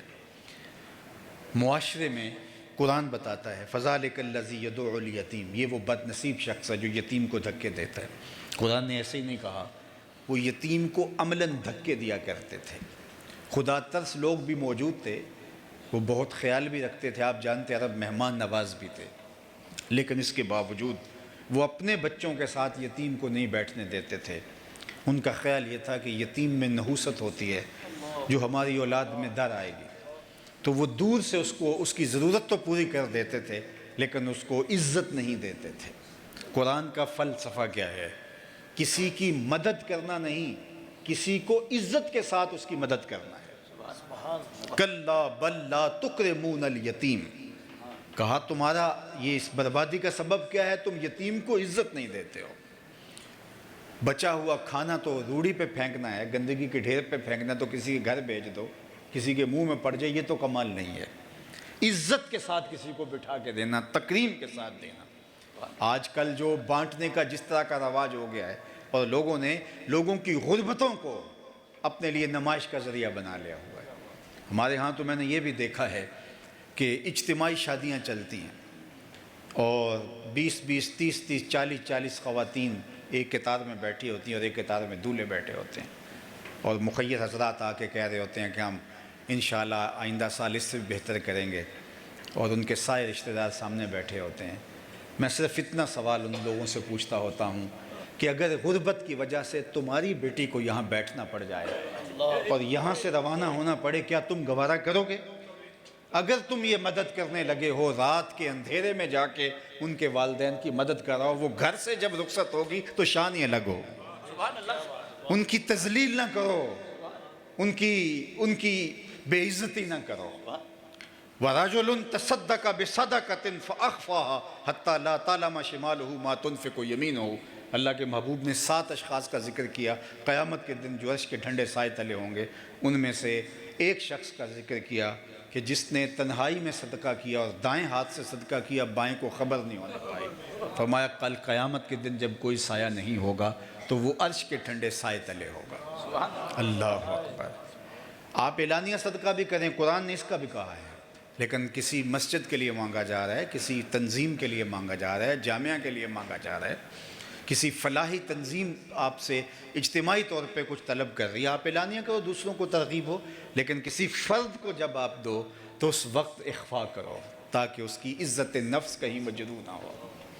ہمارے دین نے ہمیں یہ سکھایا ہے، دینے کی بات نہیں۔ آج تو ایک زمانہ ہوتا تھا نیکی کر دریا میں ڈال، آج کہتے ہیں نیکی کر اخبار میں ڈال، بلکہ اب اس سے بھی آگے چلا گیا، نیکی کر فیس بک میں ڈال۔ اب وہ ایک آپ نے سوشل میڈیا پہ گھومتی تصویر دیکھی ہوگی کہ ایک آٹے کی بوری ہے اور 5 آدمی ایک بیوہ عورت کو دے رہے ہیں۔ یہ تذلیل ہے۔ یتیم کی مدد کرنا، اس کو کھانا دینا یہ اور بات ہے، لیکن اس کی تکریم کرنا یہ اور بات ہے۔ فَذَلِكَ الَّذِي يَدُعُّ الْيَتِيمَ، وہ کھانا دیتے تھے لیکن اپنی اولاد کے ساتھ نہیں کھیلنے دیتے تھے کہ نحوست نہ ڈر آئے۔ لیکن میرے اور آپ کے آقا و مولا نے کیا، میں اور یتیم کی کفالت کرنے والا قیامت کے دن اس طرح نیڑے ہوں گے جس طرح یہ 2 انگلیاں قریب ہیں۔ یہ ہمارا دین ہے۔ اس کائنات میں سب سے اچھا گھر کون سا ہے؟ سب سے بہتر گھر کون سا ہے؟ کسی نے کہا جناب جو بر لبے سڑک ہے وہ گھر اچھا ہے، آنے جانے کی سہولت اچھی رہتی ہے۔ کسی نے کہا جو شہر کے مرکز میں ہوگا وہ گھر اچھا ہوگا۔ کوئی بولا جناب کوئی عالی نسب سوسائٹی کے اندر اگر گھر ہے تو وہ گھر اچھا ہے، وہاں انسان بہت محفوظ اپنے آپ کو فیل کرتا ہے۔ کسی نے کہا جناب جو ہے وہ دریا کنارے ہو، ساحل سمندر پہ ہو، وہ گھر اچھا ہے، وہاں خوب نظارے اور شفاف ہوا ملتی ہے۔ کسی نے کہا جو کشادہ ہو وہ اچھا ہے۔ کسی نے کہا جو پہاڑ کی چوٹی پہ ہو اور نیچے کے سارے نظارے جو ہے وہ دل اور روح کے قرار کا سبب بنے اور آنکھوں کو طراوت ملے، وہ گھر اچھا ہے۔ لیکن ہم نے حضور سے پوچھا تو آقا کریم نے فرمایا بہترین گھر وہ ہے جس میں یتیم رہتا اور اس کی عزت بھی ہوتی ہے، چاہے وہ 2 مرلوں کا جھونپڑا کیوں نہ ہو، جس میں ساتھ شرط لگائے، جس میں یتیم بھی رہتا ہو اور اس کی عزت بھی ہوتی ہے اس گھر کے اندر۔ گھر کے اندر یتیم ہو لیکن اپنے بچوں کی طرح اس کو نہ رکھا جائے اور اس کو قدم قدم پہ فیل ہو کہ میں یتیم ہوں، اس کو لمحہ لمحہ محسوس ہو کہ میں یتیم ہوں۔ ان کو لائنوں میں لگوا کے آپ جب بوریاں دیتے ہو، جب نذرانے دیتے ہو، تو آپ جانتے ہیں کہ ان کا دل کتنا دکھتا ہے، یتیم کا دل کتنا نازک ہوتا ہے۔ ہمارے دین نے تو ہمیں یہاں تک بتایا کہ جب بچے اکٹھے کھیل رہے ہوں اور تمہارا بچہ بھی ان بچوں میں کھیل رہا ہو تو اپنے بیٹے کو بیٹا کہہ کے آواز نہ دو، اس کے نام سے پکارو۔ حضور ہمارا بیٹا ہی ہے تو جناب ہم اس کو اگر بیٹا کہہ کے پکاریں گے تو اس میں حرج بھی کیا ہے؟ کہا نہیں، یہ گھر جا کے شوق پورا کر لینا۔ لیکن جب اکٹھے بچے مشترک کھیل رہے ہوں تو اپنے بیٹے کو بھی بیٹا نہیں پکارنا، ہو سکتا ہے وہاں کوئی یتیم بچہ بھی کھیل رہا ہو اور اس کا دل چر جائے گا میرا باپ ہوتا تو آج مجھے بیٹا کہہ کے پکار۔ ہمارے دین نے تو ہمیں یہاں تک کہا کہ بیوہ کے سامنے اپنی بیوی سے ملاطفت کا اظہار نہ کرو، غریب کے سامنے اپنی دولت کی نمائش نہ کرو، بلکہ یہاں تک آقا کریم علیہ السلام نے فرمایا اپنے گوشت کی خوشبو سے غریب ہمسائے کو تکلیف نہ دو، یا تو تھوڑا سا پانی زیادہ ڈال لو اور شوربے کی ایک پیالی اس کے گھر بھی بھیج دو، اور اگر ایسا نہیں کر سکتے تو ایسے زاویے اور ایسے وقت میں کھانا پکاؤ جب اس کے بچے سو چکے ہوں۔ غریب ضد کر بیٹھے، اس کے بچے ضد کر بیٹھے، ان کی ضد پوری نہ ہو سکے تو وہ بلکتے بچوں کو کیسے چپ کرائے گا؟ دوپہر کو سلا دیتی ہے بچوں کو وہ اس ڈر سے گلی میں پھر کھلونے بیچنے والا نہ آ جائے۔ ہمارے دین نے ہمیں یتیم کے ساتھ محبت کا اظہار کرنے کی تلقین کی، اس کی دلجوئی کرنے کی تلقین کی، اس کی عزت نفس کا خیال رکھنے کی تلقین کی۔ کہاں یتیم دھکے کھاتا پھرتا تھا اور اس کو دھکے دیے جاتے تھے، اور کہاں یتیم کو عزت کی مسند پہ بٹھا دیا، اللہ اکبر، وقار کی مسند پہ بٹھا دیا۔ علامہ اقبال نے ایک نظم پڑھی تھی کسی زمانے میں، ان کی غیر مطبوعہ نظم ہے انجمن حمایت اسلام، جو لاہور میں بہت بڑا اس زمانے کا دارالشفقت یتیم خانہ ہے، اس کے سالانہ اجلاس میں نالہ یتیم کے نام سے، اس میں یتیم کے درد اقبال نے بیان کیے کہ جب غرہ شوال، جب چاند شوال کا نظر آتا ہے اور بچے جو ہے وہ چھت پہ چڑھ کے اس کو دیکھتے ہیں، اور جب وہ دیکھ پاتے ہیں تو پھر وہ نیچے دوڑتے ہیں اور خوشی سے وہ 3 سیڑھیاں پھلانگ رہے ہوتے ہیں، اور آخری سیڑھی پر ان کا باپ بازو کھولے کھڑا ہوتا ہے اور ان کے جو ہے وہ بازو میں جھول جاتے ہیں۔ تو اقبال کہتا ہے کہ وہ چاند دیکھنے کے لیے چھت پہ یتیم بچہ بھی بچوں کے ساتھ موجود ہوتا ہے، لیکن جب بچے بھاگ کے آتے ہیں تو وہ سب سے پیچھے رہ جاتا ہے۔ نظم بہت طویل ہے، اس لیے میں صرف اس کا مفہوم جو اقبال نے اس کا جو خاکہ ہے وہ آپ کے سامنے رکھ رہا ہوں۔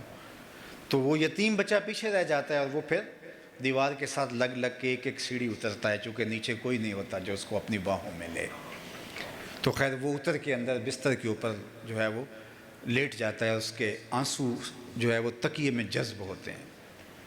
اقبال اس کو وہاں سے اٹھاتا ہے، اس یتیم کو، اور اس یتیم کو اٹھا کر کے حضور کی بارگاہ میں لے جاتا ہے، تصور ہی تصور میں، اور آقا کریم شفقت کا سر اس یتیم کے ہاتھ پہ رکھ کے کہتے ہیں تو کیوں گھبرا رہا ہے، تو میرا جانشین ہے۔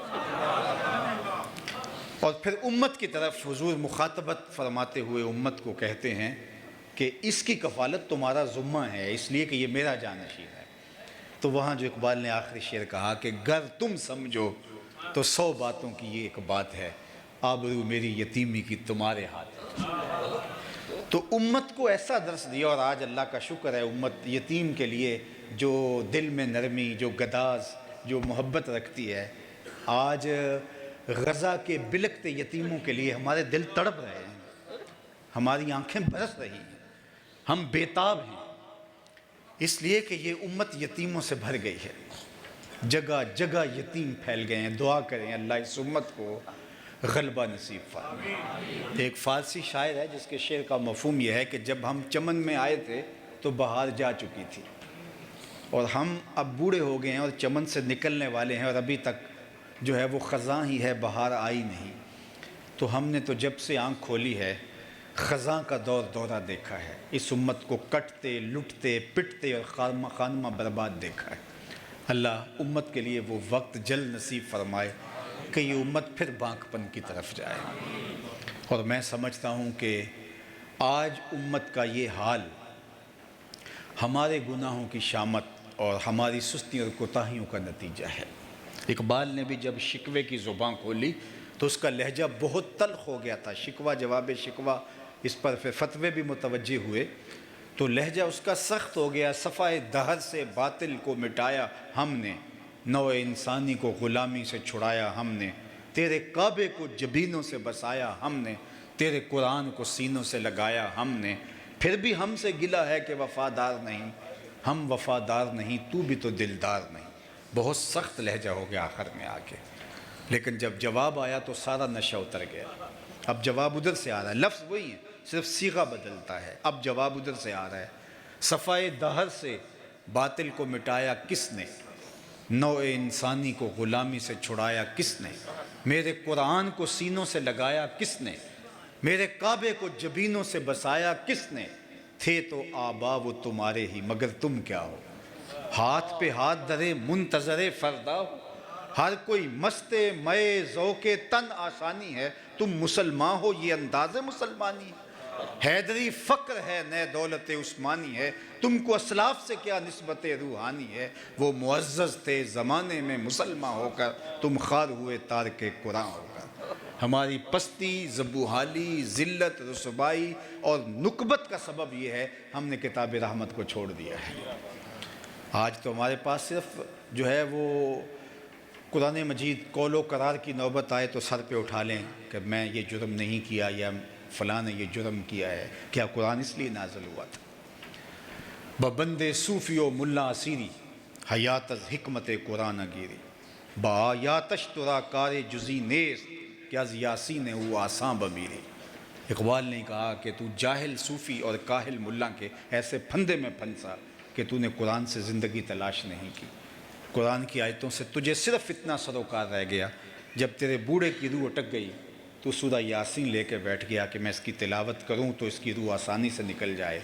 اقبال کہتا ہے اس میں کوئی شک نہیں کہ اس کو فائدہ ہوتا ہے، لیکن مجھے افسوس ہوا کہ تو نے اس قرآن سے مرنا ہی سیکھا، کاش اس قرآن سے جینا بھی سیکھ لیا ہوتا۔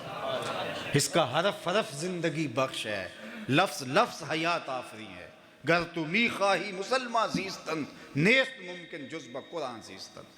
قرآن کے بغیر تو ایک قدم بھی نہیں اٹھا سکتا۔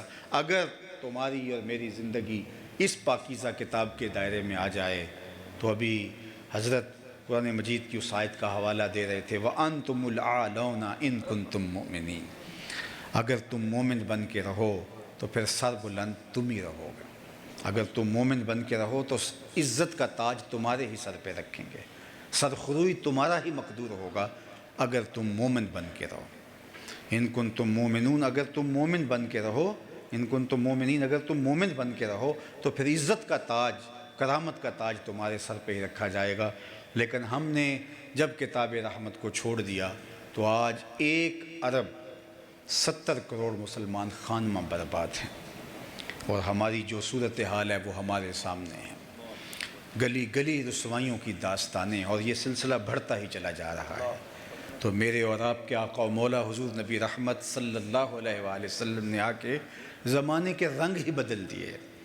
وہ رشتے جن کو تقدس نہیں تھا، غلام آقا کے جوتے دھوپ سے اٹھا کے چھاؤں میں رکھ دے تو آقا اس پہ بھی کوڑے مارتا کہ تو نے میرے جوتے میرے پوچھے بغیر چھوئے کیوں ہیں، تو یہ تیری اوقات کب ہوئی تھی کہ میرے جوتے میرے پوچھے بغیر ان کو چھو بھی سکے، ہاتھ بھی لگا سکے۔ وہ لا کہے جناب دھوپ میں خراب ہو رہے تھے اس لیے میں نے چھاؤں میں رکھ دی، اور آقا اس پہ بھی ناراض ہوتا، چونکہ غلام کی تو کوئی رائے نہیں ہوتی۔ غلامی کیا ہے؟ ذوق حسن و زیبائی سے محرومی، جسے زیبا کہیں آزاد بندے ہیں وہی زیبا۔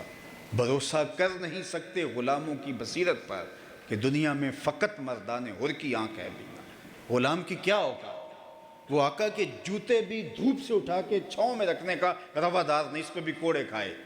اب دیکھیے طلوع مہر فاراں ہوتا ہے، وہ غلام جو آقا کے جوتے دھوپ سے اٹھا کے چھاؤں میں رکھنے کا روادار نہیں، حضور جب معراج سے واپس پلٹتے ہیں اور بلاتے ہیں بلال حبشی کو، بلال تو کون سا نیک عمل کرتا ہے، میں نے جنت میں تیرے قدموں کی آہٹ سنی۔ کیا خیال ہے ایسے ایک جملے نے دور غلامی کی ساری تھکن اتار نہیں دی ہوگی، اور بلال فرش سے اٹھ کے فراز عرش پہ نہیں پہنچ گیا ہوگا کہ جو آقا کے جوتے بھی نہ چھو سکے اس کو دو جہاں کا مختار کہہ رہا ہے کہ میں نے تیرے قدموں کی آواز جنت میں سنی۔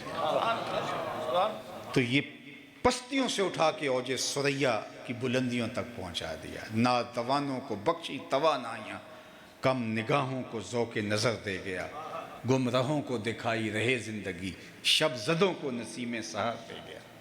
وہ زندگی کا اجالا دیا، آفتاب زندگی کی ایک شعاع اولی، نور سے تیرے فلک روشن درخشاں ہے زمین، تیری ہستی روشنی کا ایک حسیں مینار ہے، جس کی ہر کرن ہے نشان منزل دنیا اودی، تیری نظروں نے تراشے ظلمتوں سے آفتاب، پاؤں تیرے چوم کر ذرے بنے ماہ مبی، ہے غریبوں کے سہارے ہے یتیموں کی مراد، محسن انسانیت تجھ سا کوئی نہیں۔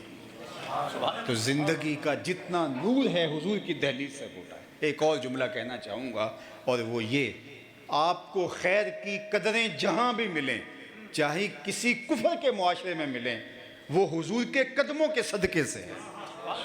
آج جہاں بھی روشنی ملے، جہاں بھی نور ملے، جہاں بھی خیر ملے، وہ خیر، وہ نور، وہ روشنی میرے حضور کی دین ہے، میرے حضور کی عطا ہے۔ اور آج زمانے کے اندر یہ جو ترقی آپ دیکھ رہے ہیں، یہ عروج دیکھ رہے ہیں، یہ حضور علیہ السلام کے غلاموں کا بانٹا ہوا ہے۔ جب مسلمانوں نے آ کے چراغ علم روشن کیا اندلس کے اندر، آپ تاریخ پڑھیں کہ اس زمانے میں لوگ سواد آشنا بھی نہیں تھے۔ شارلمان اور اس کے لارڈز ابھی دستخط کرنے کی مشق کر رہے تھے کہ ابن حزم کے قلم سے 1000 کتابیں نکل چکی تھی۔ یہ ہماری تاریخ ہے۔ پیرس کی گلیوں میں ابھی کیچڑ تھا کہ بغداد عروس البلاد کہلاتا تھا۔ یہ ہماری تاریخ ہے۔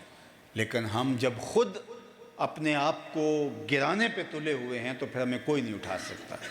اللہ تعالیٰ کا قانون یہ ہے کہ وہ خدائے زندہ زندوں کا خدا ہے۔ جو خود محنت کر کے آگے بڑھتا ہے تو اللہ اس کو راستے دیتا ہے، بلکہ لَنَهْدِيَنَّهُمْ سُبُلَنَا، ایک نہیں کئی راستے دیتا ہے۔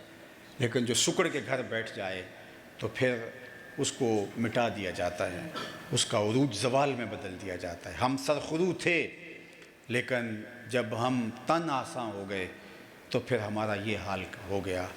نوجوانان ملت ہمیں دوبارہ کھڑا ہونا ہوگا، اپنے پاؤں پہ کھڑا ہونا ہوگا، شعوری سفر طے کرنا ہوگا، علم کی آماجگاہوں کو آباد کرنا ہوگا، ہمیں تذبذب اور بے یقینی سے نکلنا پڑے گا۔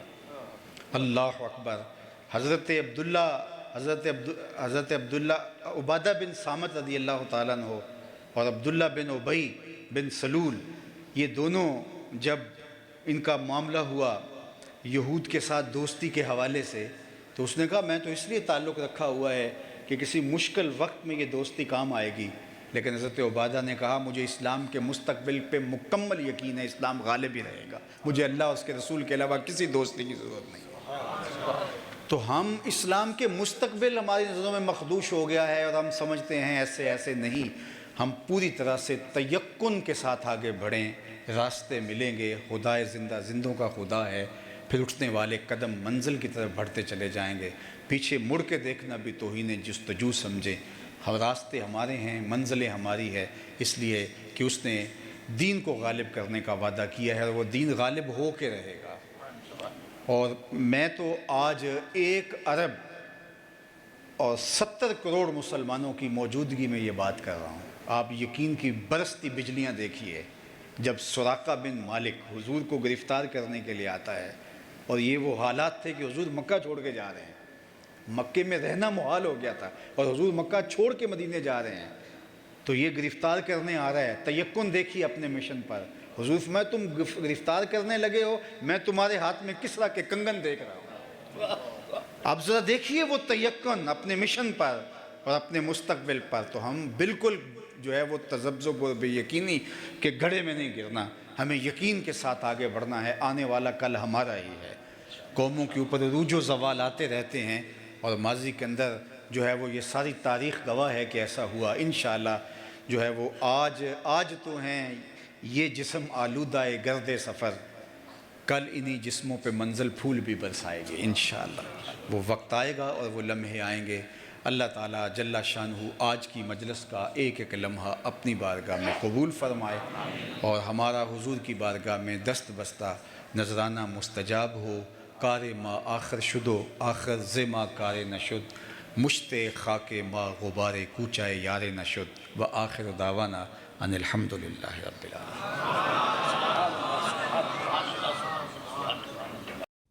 ناظرین، میرانی فاؤنڈیشن موریشس اور فیضان رضا اکیڈمی کی جانب سے منعقدہ یہ محفل بہاراں صلاۃ السلام اور دعا سے اختتام کو پہنچا۔ یہ پروگرام بھی پائے تکمیل کو پہنچ جائے گا۔ آپ کی توجہ کے لیے شکریہ۔ اگلی ملاقات تک انور کو اجازت۔ السلام علیکم ورحمۃ اللہ وبرکاتہ۔ مصطفیٰ مصطفیٰ منبع للصفا، سید الانبیاء مثقل فی الوفا، کان فی یتفیہ للیتامی دفاع، حن قلبی لہ فرا شوقا إلي ليس أرجو سوى شربة باليدين الصلاة علي والسلام علي يا نبي سلام عليك يا رسول سلام عليك يا حبيب سلام عليك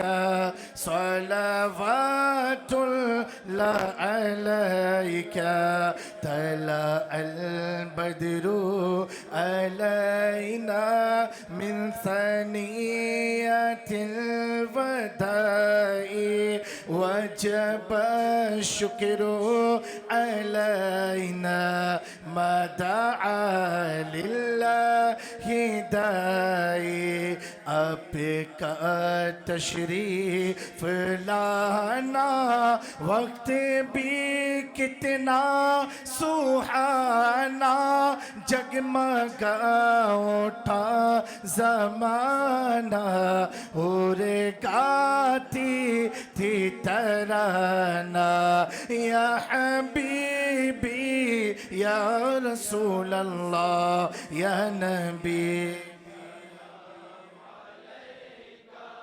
یا رسول سلام علیک یا حبیب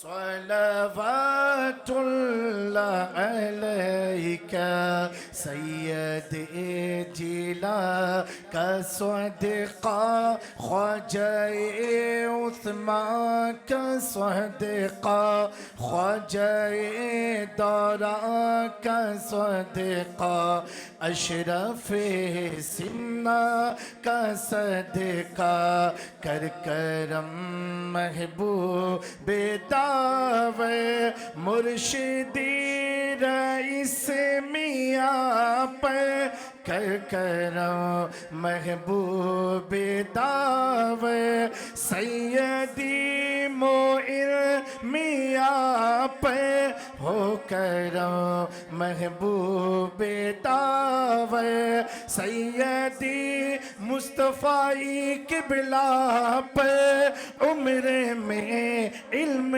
میں برکت عطا کر دین کی خدمت لیا کر یا نبی سلام علیک یا رسول سلام علیک یا حبیب سلام علیک صلوات اللہ عليك الصلاة والسلام عليك يا رسول الله الصلاة والسلام عليك يا حبيب الله الصلاة والسلام عليك يا نبي الله وعلى آلك وأصحابك يا نور الله صلى الله تعالى عليه وسلم الفاتحة یا ہم سب کی گناہوں غلطیوں خطاؤں کو معاف فرمانے والا اللہ، یا اللہ تو بڑا رحیم ہے، تو بڑا کریم ہے، تو کرم فرمانے والا ہے، تو رحم فرمانے والا ہے، یا اللہ تو ہم سب کے جسم و جان کا مالک ہے، یا اللہ اس مسجد میں تمامی تیرے محبوب سے محبت کرنے والے لوگ حاضر ہیں، یا اللہ ہم سب اس وقت تیری بارگاہ میں اپنے خالی ہاتھ کو پھیلا کر مولا تیری بارگاہ میں التجا کرتے ہیں، یا اللہ جانے میں انجانے میں قصداً کوئی بھی غلطی گناہ بولنے میں چلنے میں پھرنے میں اٹھنے میں بیٹھنے میں مجھ سے ان سے کسی سے ہوئی ہو، یا اللہ تو معاف فرما دے، عطا فرما دے۔ یا اللہ غوث العالم کا صدقہ عطا فرما دے۔ یا اللہ تمامی اولیاء بزرگان دین کا صدقہ عطا فرما دے۔ یا اللہ صدیق اکبر کا صدقہ دے دے۔ یا اللہ فاروق اعظم کا صدقہ دے دے۔ یا اللہ عثمان غنی کا صدقہ دے دے۔ یا اللہ مولا کائنات کا صدقہ دے دے۔ یا اللہ حسین کریمین کا صدقہ دے دے، حسین کی شہادت کا صدقہ دے دے، شبیر و شبر کا صدقہ دے دے، معصوم علی اصغر کا صدقہ دے دے، پیاسے علی اصغر کا صدقہ دے دے۔ یا اللہ ان کے صدقے سے ہم سب کی جائز تمناؤں کو پوری فرما دے۔ یا اللہ تو پوری فرما دے۔ صلو علی النبی یا ایھا الذین آمنوا صلو علیہ وسلموا تسلیما۔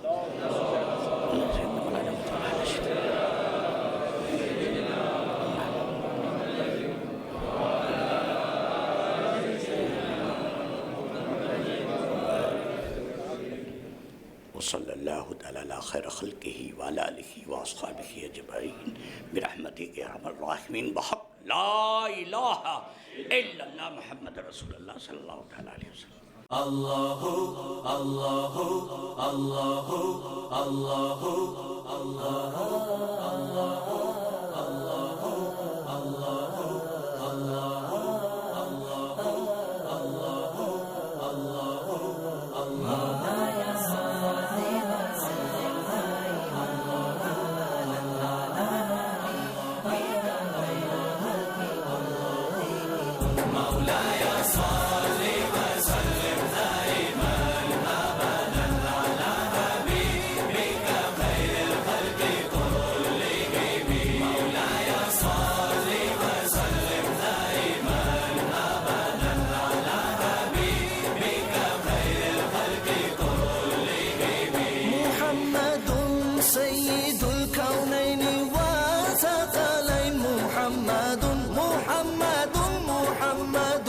سيد الكونين وثقلين والفريقين من غرب ومن عجم مولاي صل